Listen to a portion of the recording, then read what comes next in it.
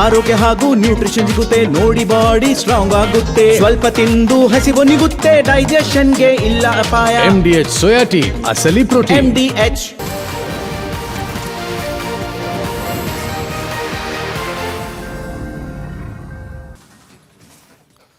ನಮಸ್ಕಾರ, ನೀವು ನೋಡ್ತಾ ಇದ್ದೀರಾ ಮುಂಜಾನೆ ಮುನ್ನೋಟ. ನಾನು ಅಶ್ವಥವಿತ್, ನನ್ನ ಜೊತೆ ನನ್ನ ಕೊಲೀಗ್ ನಿಕೇಶ್ ಕೊಠಾರಿ ಕೂಡ ಜಾಯ್ನ್ ಆಗ್ತಿದ್ದಾರೆ. Good morning Nikesh. Good morning. Yes ವೀಕ್ಷಕರೇ, 2026ರ ನೀಟ್ ಪರೀಕ್ಷೆ ನಡೆದಿದ್ದು ಮೇ 3ನೇ ತಾರೀಕು. ಎಕ್ಸಾಮ್ ಆದ ನಂತರ ಸುಮಾರು ಮೇ 7ನೇ ತಾರೀಕಿನ ಹೊತ್ತಿಗೆ ಒಂದಷ್ಟು ಅನುಮಾನಗಳು ಶುರುವಾಗಿರುತ್ತೆ. ಈ ನೀಟ್ ಪ್ರಶ್ನೆ ಪತ್ರಿಕೆ ಸೋರಿಕೆ ಆಗಿದೆ ಅಂತ ಹೇಳಿ. ತದನಂತರ ಅದು ಕಾಲಕ್ರಮೇಣ ಅದು ಆ ಪರಿಸ್ಥಿತಿ ಜಾಸ್ತಿ ಆಗ್ತಾ ಹೋಗುತ್ತೆ, ಉದ್ವಿಗ್ನಗೊಳ್ತಾ ಹೋಗುತ್ತೆ. ಎಲ್ಲವೂ ಅಂದುಕೊಂಡಂತೆ ಕರೆಕ್ಟಾಗಿ ಅದು ಪ್ರಶ್ನೆ ಪತ್ರಿಕೆ ಸೋರಿಕೆ ಆಗಿದೆ ಅಂತ ಹೇಳಿ ಗೊತ್ತಾದ ಮೇಲೆ ಜೂನ್ 21ಕ್ಕೆ ನಿಕೇಶ್ ರೀ ಎಕ್ಸಾಮ್ ಕೂಡ ಆಗುತ್ತೆ. ಸುಮಾರು 22 ಲಕ್ಷಕ್ಕೂ ಅಧಿಕ ಜನ ರೀ ಎಕ್ಸಾಮ್ ಬರೀತಾರೆ. 12 ಲಕ್ಷಕ್ಕೂ ಅಧಿಕ ಜನ ಪಾಸ್ ಕೂಡ ಆಗ್ತಾರೆ. ಅಲ್ಲಿಗೆ ಮುಗೀತು. ಆದರೆ ಈಗ ಶುರುವಾಗಿದೆ ಪ್ರೊಟೆಸ್ಟ್. ಹಳಿ ತಪ್ತಾ ಇದೆಯಾ ನೀಟ್ ನೆಪದಲ್ಲಿ ಶುರುವಾದಂಥ ಪ್ರತಿಭಟನೆ. ವಿದ್ಯಾರ್ಥಿಗಳನ್ನ ಮುಂದಿಟ್ಟುಕೊಂಡು ಬೇರೆಯದ್ದೇ ಮಸಲತ್ತು ಮಾಡ್ತಿದ್ದಾರಾ? ಕಾನೂನು ಉಲ್ಲಂಘನೆ, ನಿಜ ವಿಚಾರ ಕಡೆಗಣನೆ ಆಗ್ತಾ ಇದೆಯಾ? ವಿದ್ಯಾರ್ಥಿಗಳ ಹೋರಾಟದ ಹೆಸರಲ್ಲಿ ಅರಾಜಕತೆಯ ಹುನ್ನಾರ. ರಾಜಕೀಯದಲ್ಲಿ ರಾಜಿಯಾಯ್ತಾ ವಿದ್ಯಾರ್ಥಿಗಳ ಹೋರಾಟ? ನೀಟ್ಗಾಗಿ ಪ್ರೊಟೆಸ್ಟ್, ಹೋರಾಟ ಹಳಿ ತಪ್ಪಿದ್ದೆಲ್ಲಿ? ಹೋರಾಟದ ಹೆಸರಲ್ಲಿ ಹಿಂಸೆಗಿಳಿದಿರೋದು ವಿದ್ಯಾರ್ಥಿಗಳ ಅಥವಾ ಅರಾಜಕತೆಯನ್ನು ಸೃಷ್ಟಿ ಮಾಡೋದಕ್ಕೆ ಬಂದಿರೋರಾ? ಏನಾಗ್ತಾ ಇದೆ ಆಕ್ಚುಲಿ? ನೀಟ್ ಎಕ್ಸಾಮಿನ ಅಥವಾ ಅಕ್ರಮದ ಪ್ರತಿಭಟನೆ ನೀಟಾಗಿ ನಡಿಬೇಕಿತ್ತು, ಆದರೆ ಅಲ್ಲಿ ಆಗ್ತಾ ಇರೋದು ಹಿಂಸಾಚಾರ. ನೋಡ್ತಾ ಇದ್ದೀನಿ ನಾನು. ನೆನ್ನೆ ಫ್ರೀಡಂ ಪಾರ್ಕ್ನಲ್ಲಿ ಮಧ್ಯಾಹ್ನದಿಂದ ಸಾಯಂಕಾಲದವರೆಗೂ ಇದ್ದೆ ನಿಕೇಶ್. ಯಾವ ರೀತಿಯಾಗಿ ಅಲ್ಲಿ ಪ್ರತಿಭಟನೆಗಳು ನಡೀತಾ ಇದೆ, ಯಾರ್ಯಾರು ಬರ್ತಾ ಇದ್ದಾರೆ, ಏನಾಗ್ತಾ ಇದೆ, ಪ್ರತಿಯೊಂದನ್ನು ಕೂಡ ಗಮನಿಸ್ತಾ ಇದ್ದೀನಿ. ಆಯ್ತಾ? ಜೊತೆಗೆ ವಿಡಿಯೋ ದೃಶ್ಯಾವಳಿಗಳನ್ನು ಕೂಡ ನೋಡಿದಾಗ ನಿಮಗೆ ಅಸಲಿ ವಿಚಾರ ಗೊತ್ತಾಗ್ತಾ ಹೋಗುತ್ತೆ. ಎಸ್, ಖಂಡಿತ. ಯಾಕಂತ ಹೇಳಿದ್ರೆ ನೀಟ್ ಎಕ್ಸಾಮು ಪ್ರಶ್ನೆ ಪತ್ರಿಕೆ ಲೀಕ್ ಆಯಿತು, ಅದಕ್ಕೆ ಇನ್ನೊಂದು ಎಕ್ಸಾಮ್ ಮಾಡಿದ್ರು, ನಾವು ನೀಟಾಗಿ ಮಾಡ್ತೀವಿ ಅಂತ ಸಾಕಷ್ಟು ಕಟ್ಟುನಿಟ್ಟಿನ ನಿಯಮಗಳನ್ನ ತಂದ್ರು. ಕರೆಕ್ಟ್. ಅದಾದ ಮೇಲೆ ನಾವು ಇದ್ರ ವಿರುದ್ಧ ಹೋರಾಟವನ್ನು ಮಾಡ್ತೀವಿ, ನೀಟಾಗಿ ಮಾಡ್ತೀವಿ ಅಂತ ಹೇಳಿದ್ರು. ಇಲ್ಲೂ ನೀಟ್ನೆಸ್ ಎಲ್ಲಾದ್ರೂ ಕಾಣಿಸ್ತಿದ್ಯಾ ದಿವಿತ್ ನಿಮ್ಗೆ? ಇಲ್ಲ, ಖಂಡಿತವಾಗ್ಲೂ ಅದು ಬೇರೆ ತರದ ಸ್ವರೂಪವನ್ನೇ ಪಡ್ಕೊಳ್ಳೋ ಕಾರಣ ಆಯ್ತು. ಈ ನೀಟ್ ಹಗರಣದ ವಿರುದ್ಧ ಪ್ರತಿಭಟನೆ ಹೊಸ ರೂಪವನ್ನ ಪಡೆದುಕೊಳ್ತಾ ಇದೆ. ಈ ವಿದ್ಯಾರ್ಥಿಗಳ ಹೋರಾಟ ಹಳಿ ತಪ್ಪಿದ್ದು ಸ್ಪಷ್ಟವಾಗಿ ಕಾಣಸಿಗ್ತಾ ಇದೆ. ಶಾಂತಿಯುತವಾಗಿ ನಡೀತಾ ಇರುವಂತ ಪ್ರತಿಭಟನೆ ಗೂಂಡಾಗಿರಿಗೆ, ಭದ್ರತಾ ಸಿಬ್ಬಂದಿಯನ್ನೇ ಗುರಿಯಾಗಿ ದಾಳಿಗೆ, ಅರಾಜಕತೆ ಸೃಷ್ಟಿಗೆ ರೂಟ್ ಮ್ಯಾಪ್ ಹಾಕ್ತಾ ಇದೆ. ಹಾಗಿದ್ರೆ ಈ ಪ್ರತಿಭಟನೆ ಹೋರಾಟದಿಂದ ನಿಜವಾದಂತ ವಿದ್ಯಾರ್ಥಿಗಳ ಬೇಡಿಕೆಗಳಿಗೆ ಧ್ವನಿ ಸಿಗ್ತಾ ಇದೆ ಹಾಗಾದ್ರೆ ಅನ್ನುವಂಥ ಪ್ರಶ್ನೆಯಲ್ಲಿ ಉದ್ಭವ ಆಗ್ತಾ ಇದೆ. ನೀಟ್ ಸುಧಾರಣೆಯ ಉದ್ದೇಶದಿಂದ ವಿದ್ಯಾರ್ಥಿಗಳು ಶುರು ಮಾಡಿರುವಂತಹ ಹೋರಾಟ ರಾಜಕೀಯದಲ್ಲೇ ಹೈಜಾಕ್ ಮಾಡ್ತಿದ್ಯಾ? ಈ ಪ್ರಶ್ನೆ ಎಲ್ಲ ಉದ್ಭವ ಆಗ್ತಾ ಇದೆ. ಹಾಗಿದ್ರೆ ನಿಜವಾಗಿಯೂ ಕೂಡ ಆಗ್ಬೇಕಾಗಿರೋದಾದ್ರೂ ಏನು? ಇದು ಇಂದಿನ ನಮ್ಮ ಕ್ಯಾಂಪೇನ್ ಸ್ಟೋರಿ. ಬನ್ನಿ ಅದ್ರ ಬಗ್ಗೆ ಒಂದು ಸಂಪೂರ್ಣ ವರದಿ ಇದೆ, ಫಸ್ಟ್ ನೋಡ್ಕೊಂಡು ಬರೋಣ.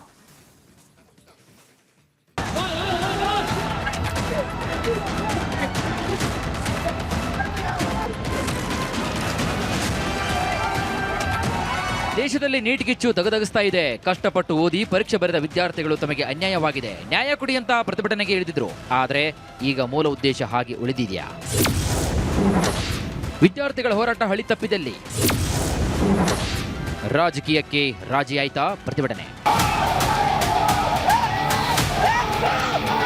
ನೋಡಿ, ನೈಜ ವಿದ್ಯಾರ್ಥಿಗಳು ತಮ್ಮ ಬೇಡಿಕೆಗಳನ್ನು ಮುಂದಿಟ್ಟು ಪ್ರತಿಭಟನೆ ಶುರು ಮಾಡಿದ್ರು. ಆದ್ರೆ ಈಗ ಅಲ್ಲಿ ಹೋರಾಟ ಸ್ವರೂಪ ಸಂಪೂರ್ಣವಾಗಿ ಬದಲಾಗಿದೆ. ವಿದ್ಯಾರ್ಥಿಗಳ ರೂಪದಲ್ಲಿ ಗೂಂಡಾಗಳು ದಾಂಧಲೆಗೆ ಇಳಿದಿದ್ದಾರೆ. ನ್ಯಾಯ ಕೇಳುವ ನೆಪದಲ್ಲಿ ಅರಾಜಕತೆ ಸೃಷ್ಟಿಗೆ ಹೊಂಚು ಹಾಕಲಾಗ್ತಿದೆ. ನೇಪಾಳ, ಬಾಂಗ್ಲಾದೇಶದ ರೀತಿಯಲ್ಲಿ ಕೂಡ ದಂಗೆ ಎಬ್ಬಿಸಲು ಸಂಚು ಬಯಲಾಗಿದೆ.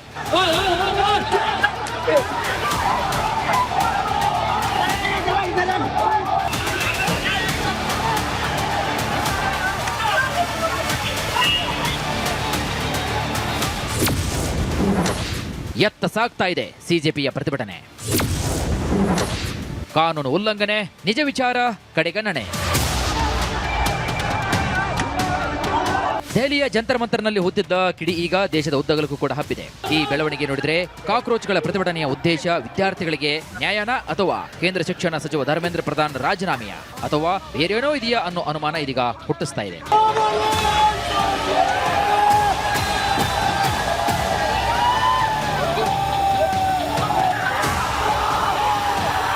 ಮೇ ತಿಂಗಳಲ್ಲಿ ಸೋಷಿಯಲ್ ಮೀಡಿಯಾದಲ್ಲಿ ವಿಡಂಬನಾತ್ಮಕವಾಗಿ ಚಳವಳಿಯಾಗಿ ಆರಂಭಗೊಂಡ ಕಾಕ್ರೋಚ್ ಜನತಾ ಪಾರ್ಟಿ ಈಗ ಸರ್ಕಾರಕ್ಕೆ ದೊಡ್ಡ ಸವಾಲಾಗುವಷ್ಟು ಬೆಳೆದು ನಿಂತಿದೆ. ಹಾಗಿದ್ರೆ ಇದಕ್ಕೊಂದು ಹಿನ್ನೆಲೆಯೂ ಕೂಡ ಇದೆ. ಈವರೆಗೆ ಏನೇನಾಯ್ತು, ನೀಟ್ ಪ್ರಶ್ನೆ ಪತ್ರಿಕೆ ಸೋರಿಕೆಯಿಂದ ಏನೆಲ್ಲ ಆಯ್ತು ಅನ್ನೋದನ್ನ ಹೇಳ್ತೀವಿ ನೋಡಿ. ಮೇ 3ರಂದು ದೇಶಾದ್ಯಂತ ನೀಟ್ ಪರೀಕ್ಷೆ ನಡೆದಿತ್ತು. ಮೇ 7ರಂದು ಪ್ರಶ್ನೆ ಪತ್ರಿಕೆ ಸೋರಿಕೆ ಬಗ್ಗೆ NTA ಮಾಹಿತಿ ಲಭ್ಯವಾಗಿದೆ. ಮೇ 8ರಂದು ಪೊಲೀಸ್ ಮತ್ತು ತನಿಖಾ ತಂಡಕ್ಕೆ ಹಸ್ತಾಂತರ ಮಾಡಲಾಗಿದೆ. ಮೇ 12ರಂದು ಪರೀಕ್ಷೆ ರದ್ದು, CBI ತನಿಖೆ ಪ್ರಾರಂಭವಾಯಿತು. ಮೇ 15ರಂದು ರೀನೀಟ್ ಘೋಷಣೆ ಮಾಡುವುದರ ಜೊತೆಗೆ ಸಾರ್ವಜನಿಕ ಕ್ಷಮೆಯಾಚನೆ ಕೇಳಲಾಯಿತು ಹಾಗೂ ಕಂಪ್ಯೂಟರ್ ಆಧಾರಿತ ಪರೀಕ್ಷೆ ಸೇರಿದಂತೆ ಹಲವು ಸುಧಾರಣೆ ನಡೆಸಲು ಭರವಸೆ ಕೂಡ ನೀಡಲಾಗಿದೆ. ಅಷ್ಟೇ ಅಲ್ಲದೆ ಜೂನ್ 21ರಂದು ಬಿಗಿ ಭದ್ರತೆಯಲ್ಲಿ ನೀಟ್ ಮರುಪರೀಕ್ಷೆ ನಡೆಸಲಾಗಿದೆ. 16 ಫಲಿತಾಂಶ ಪ್ರಕಟ ಜೊತೆಗೆ ಭರ್ತಿ ಪ್ರಕ್ರಿಯೆಗೆ ಚಾಲನೆ ಕೂಡ ನೀಡಲಾಯಿತು. CBIಯಿಂದ 13 ಮಂದಿ ಜೊತೆಗೆ ಸ್ಥಳೀಯ ಪೊಲೀಸರಿಂದ 30 ಆರೋಪಿಗಳನ್ನು ಬಂಧಿಸಲಾಗಿದೆ.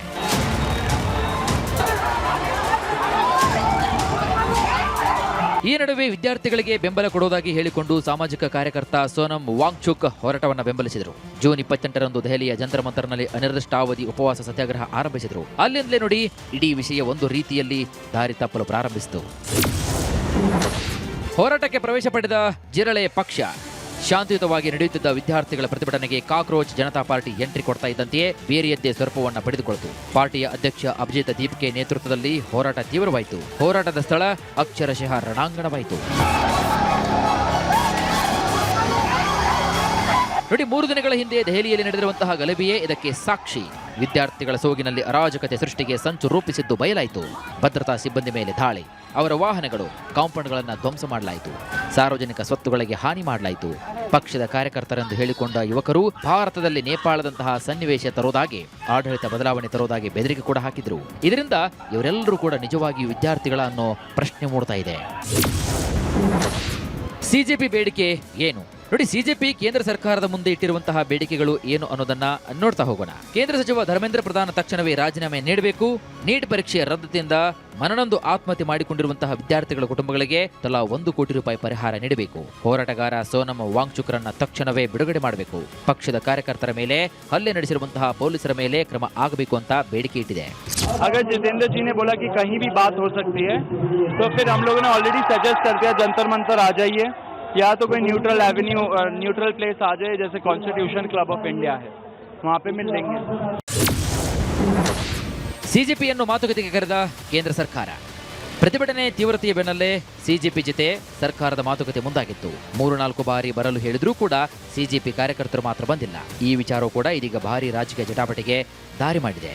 ರಾಜೀನಾಮೆ ಕೊಡುತ್ತಲ್ಲಿ ಏನು ತಪ್ಪಿದೆ? ಒಬ್ಬ ರಾಜೀನಾಮೆ ಕೊಟ್ಬಿಟ್ರೆ ಏನಾಗೋಗ್ತದೆ? ಪಾರ್ಲಿಮೆಂಟ್ ಅಲ್ಲಿ ಚರ್ಚೆ ಆಗಲಿ, ಇವೆಲ್ಲ ಕೂಡ ಚರ್ಚೆ ಆಗಬೇಕಿದು. ಪ್ರಜಾಪ್ರಭುತ್ವ ವ್ಯವಸ್ಥೆಯಲ್ಲಿ ಎಲ್ಲ ಕೂಡ ಆಗಬೇಕು. ನಾವು ನಿಮಗೂ ಎಷ್ಟೋ ಸಂದರ್ಭದಲ್ಲಿ ಟೀಕೆ ಬೇಡ ಅಂತ ಹೇಳ್ತೀವ. ಟೀಕೆ ಮಾಡಬೇಕು. ಟೀಕೆ ಮಾಡಿದ್ರೆ ನಾವು ತಿದ್ಕೊಳ್ತೀವಿ. ನಾವು ಟೀಕೆ ಮಾಡಿದಾಗ ನೀವು ತಿದ್ಕೋಬೇಕು. ಇದು ವ್ಯವಸ್ಥೆ. ಇದು ನನ್ನ ಅಭಿಪ್ರಾಯ. ಪ್ರಮುಖವಾಗಿ ಚುನಾಯಿತ ಪ್ರತಿನಿಧಿ ಅಂತ ಹೇಳಿದ್ರೆ ಜನ ಚುನಾಯಿತ ಮಾಡುವಂತದ್ದು, ಅಧಿವೇಶನದಲ್ಲಿ ಭಾಗವಹಿಸಿ ಅಧಿವೇಶನದಲ್ಲಿ ಸರ್ಕಾರ ಮಾಡೋ ತಪ್ಪುಗಳನ್ನ ಎತ್ತಿ ಹಿಡಿಯೋ ಕೆಲಸ, ಜನಗಳಿಗೆ ತಿಳಿಸುವಂತ ಕೆಲಸ ಪ್ರತಿಯೊಬ್ಬ ಚುನಾಯಿತ ಪ್ರತಿನಿಧಿಯ ಕರ್ತವ್ಯ. ಆದರೆ ನೀಟ್ ವಿಚಾರವಾಗಿ ಸಂಬಂಧಪಟ್ಟಂತೆ ಸಂಸತ್ನಲ್ಲಿ ಚರ್ಚೆ ಮಾಡದೆ ರಾಹುಲ್ ಗಾಂಧಿ ಪಲಾಯನ ಯಾಕೆ ಮಾಡಿದ್ರು? ಒಟ್ಟಾರೆಯಾಗಿ ನೀಟ್ ಪರೀಕ್ಷೆ ನೆಪದಲ್ಲಿ ನಡೆದಿರುವಂತಹ ಹೋರಾಟ ಹಳಿ ತಪ್ಪಿದಂತೂ ನಿಜ. ಮೂಲ ಉದ್ದೇಶದ ದಿಕ್ಕನ್ನು ತಪ್ಪಿಸಲು ಯಾರ ಹುನ್ನಾರ, ಅವರ ಉದ್ದೇಶವಾದರೂ ಏನು ಅನ್ನೋದು ಬಯಲಾಗಬೇಕಾಗಿದೆ.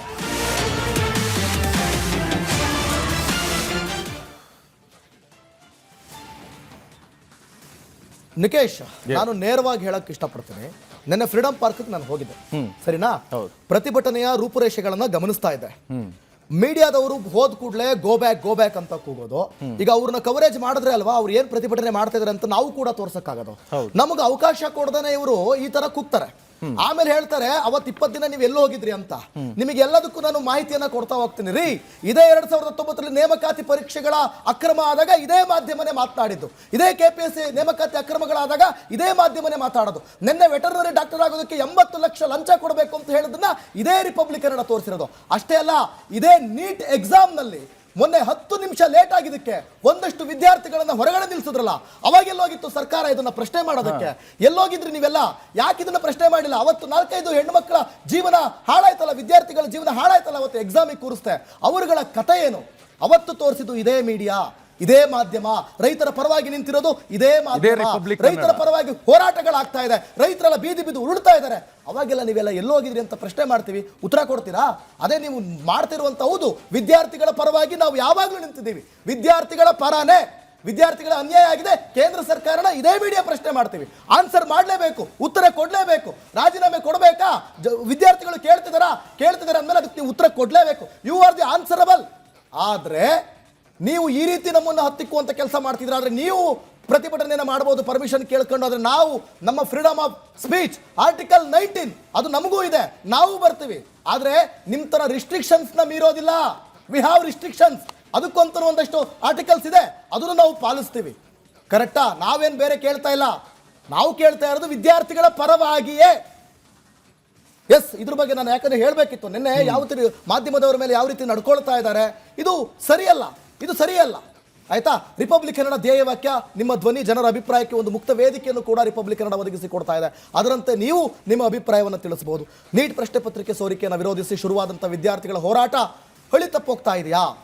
ವಿದ್ಯಾರ್ಥಿಗಳ ನಿಜವಾದ ಕಳವಳಕ್ಕೆ ಈ ರೀತಿಯ ಪ್ರತಿಭಟನೆಯಿಂದ ಉತ್ತರ ಸಿಗಲು ಸಾಧ್ಯನಾ?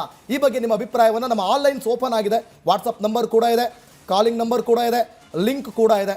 ಹೇಳ್ತಾ ಇದ್ದಾರೆ ಗೋ ಬ್ಯಾಕ್ ಅಂತ. ನಿಕೇಶ್, ಇವರಿಗೆ ಗೊತ್ತಾಗ್ತಾ ಇಲ್ಲ, ಒಂದಷ್ಟು ಆರೋಪಗಳು ಕೇಳಿ ಬರ್ತಾ ಇದೆ. ಈ ಗೋ ಬ್ಯಾಕ್ ಅನ್ನೋ ಮಾತಿನ ಹಿಂದೆ ಕೆಲವೊಂದು ಹೈಜಾಕ್ ಆಗ್ತಾ ಇದೆ ಅಂತ. ಆ ರೀತಿ ಆರೋಪಗಳು ಕೂಡ ಕೇಳಿ ಬರ್ತಾ ಇದೆ. ವಿದ್ಯಾರ್ಥಿಗಳೇ ಹುಷಾರು, ನಿಮ್ಮ ಗಮನ ಓದುವುದರ ಕಡೆ ಇರಲಿ, ಅಚೀವ್ ಮಾಡೋದ್ರ ಕಡೆ ಇರಲಿ. ಜನ ಏನ್ ಹೇಳ್ತಾರೆ ಅದಕ್ಕಿಂತ ಮುಂಚೆ ಒಂದಷ್ಟು ವಿದ್ಯಾರ್ಥಿಗಳು ನಮಗೆ ಸಿಗ್ತಾರೆ. ಈಗ ಕಲಬುರಗಿಯಿಂದ ನವೀನ್ ಅಂತ ಇದ್ದಾರೆ. ನವೀನ್ ಅವರೇ ನಮಸ್ಕಾರ. ನಮಸ್ಕಾರ ಸರ್. ಈಗ ನಿಮ್ಮ ಬೇಡಿಕೆ ಏನು? ಏನಂತ ಬೇಡಿಕೆ ಇಟ್ಟಿದ್ರಿ?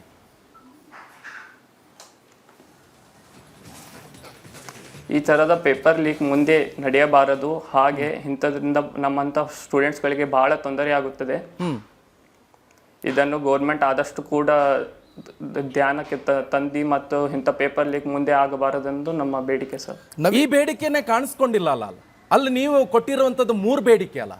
ಒಂದು, ಧರ್ಮೇಂದ್ರ ಪ್ರಧಾನ್ ರಿಸೈನ್ ಮಾಡಬೇಕು. ಇನ್ನೊಂದು, ಅವರು ಪ್ರಧಾನಿ ನರೇಂದ್ರ ಮೋದಿ ಕ್ಷಮೆ ಕೇಳಬೇಕು. ಇನ್ನೊಂದು, ಅವರಿಗೆ ಕಾಂಪ್ರಮೈಸ್ ಏನು ಕೊಡಬೇಕು ಪರಿಹಾರ, ಅದನ್ನು ಕೊಡಬೇಕು ಅಂತ ಇದೆ. ಮುಂದೆ ಯಾವ ರೀತಿ ಕ್ರಮಗಳನ್ನು ತೆಗೆದುಕೊಳ್ಬೇಕು ಅಂತ ಯಾರಾದರೂ ಬೇಡಿಕೆ ಇಟ್ಟಿದ್ರಾ? ಇದು ನಿಮಗೆ ಅನಿಸಿಲ್ವಾ? ನೀವೊಂದು ವಿದ್ಯಾರ್ಥಿಯಾಗಿ ಯೋಚನೆ ಮಾಡಿ. ಸೊ ಇವಾಗ ಈ ರಾಜಕೀಯ ಎಲ್ಲ ಒಂದು ಕಡೆ ರಾಜಕೀಯ ವ್ಯಕ್ತಿಗಳು ಬೇಳೆ ಬೇಯಿಸ್ಕೊಂಡ್ರು. ಇದರಲ್ಲಿ ನಿಮ್ದು ಏನಾದರೂ ಬೇಡಿಕೆ, ಇದರಲ್ಲಿ ಏನಾದರೂ ದೊಡ್ಡ ಮಟ್ಟದಲ್ಲಿ ಏನಾದರೂ ಸುದ್ದಿ ಆಯ್ತಾ? ಅದ್ರ ಬಗ್ಗೆ ಏನಾದರೂ ಪಾಂಪ್ಲೆಟ್ ಹಂಚಿದ್ರಾ? ನಿಮ್ಮ ಈಗ ಹೋರಾಟ ಮಾಡ್ತಿದ್ರಲ್ಲ, ಜಂತರ್ ಮಂತರ್ ಇರ್ಬೋದು, ಫ್ರೀಡಮ್ ಪಾರ್ಕು, ಏನಾದರೂ ಕೊಟ್ಟಿದ್ರಾ ಮುಂದೆ ಯಾವ ರೀತಿ ಕ್ರಮಗಳನ್ನು ತೆಗೆದುಕೊಳ್ಬೇಕು ಅಂತ?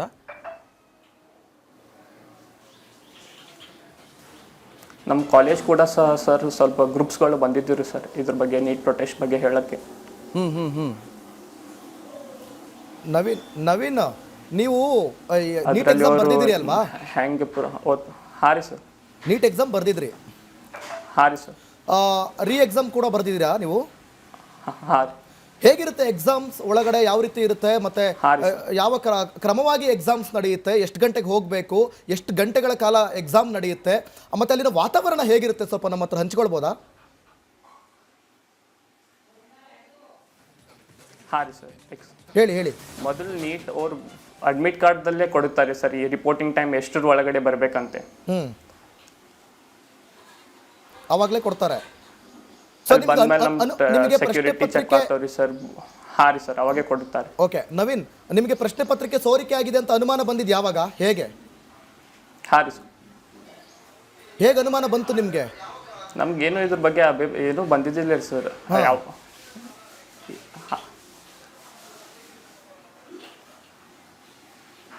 ಡೈರೆಕ್ಟ್ ಇದು NTA ಕ್ಯಾನ್ಸಲ್ ಮಾಡ್ತಂತ ಅವಾಗ ಗೊತ್ತಾಯ್ತು ಸರ್, ಪೇಪರ್ ಹಿಂಗೆ ಲೀಕ್ ಆಗ್ಯದ, ಆ ಕಡೆ ಆಗ್ಯದಂತ ಟೆಲಿಗ್ರಾಮ್ದಾಗ.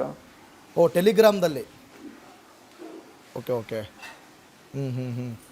ಹಾಂ ರೀ ಸರ್. ಸೊ ಈಗ ಈ ಪ್ರತಿಭಟನೆಯಲ್ಲಿ ನಿಮ್ಮನ್ನು ಕೊನೆಯದಾಗಿ ನಾನು ಪ್ರಶ್ನೆ ಮಾಡ್ತೇನೆ. ಈ ಪ್ರತಿಭಟನೆ ಆಂಗಲ್ ನೋಡ್ತಾ ಇದ್ರೆ ಇದು ನಿಮಗೆ ಜೆನ್ಯೂನ್ ಅನಿಸ್ತಾ ಇದೆಯಾ? ಈ ಪ್ರತಿಭಟನೆ ನಿಮಗೆ ಜೆನ್ಯೂನ್ ಅನಿಸ್ತಾ ಇದೆಯಾ?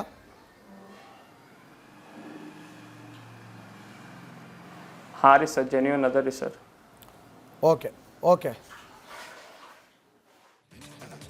Thank you Naveen, Republic Kannada ಜೊತೆ ಮಾತನಾಡೋದಕ್ಕಾಗಿ.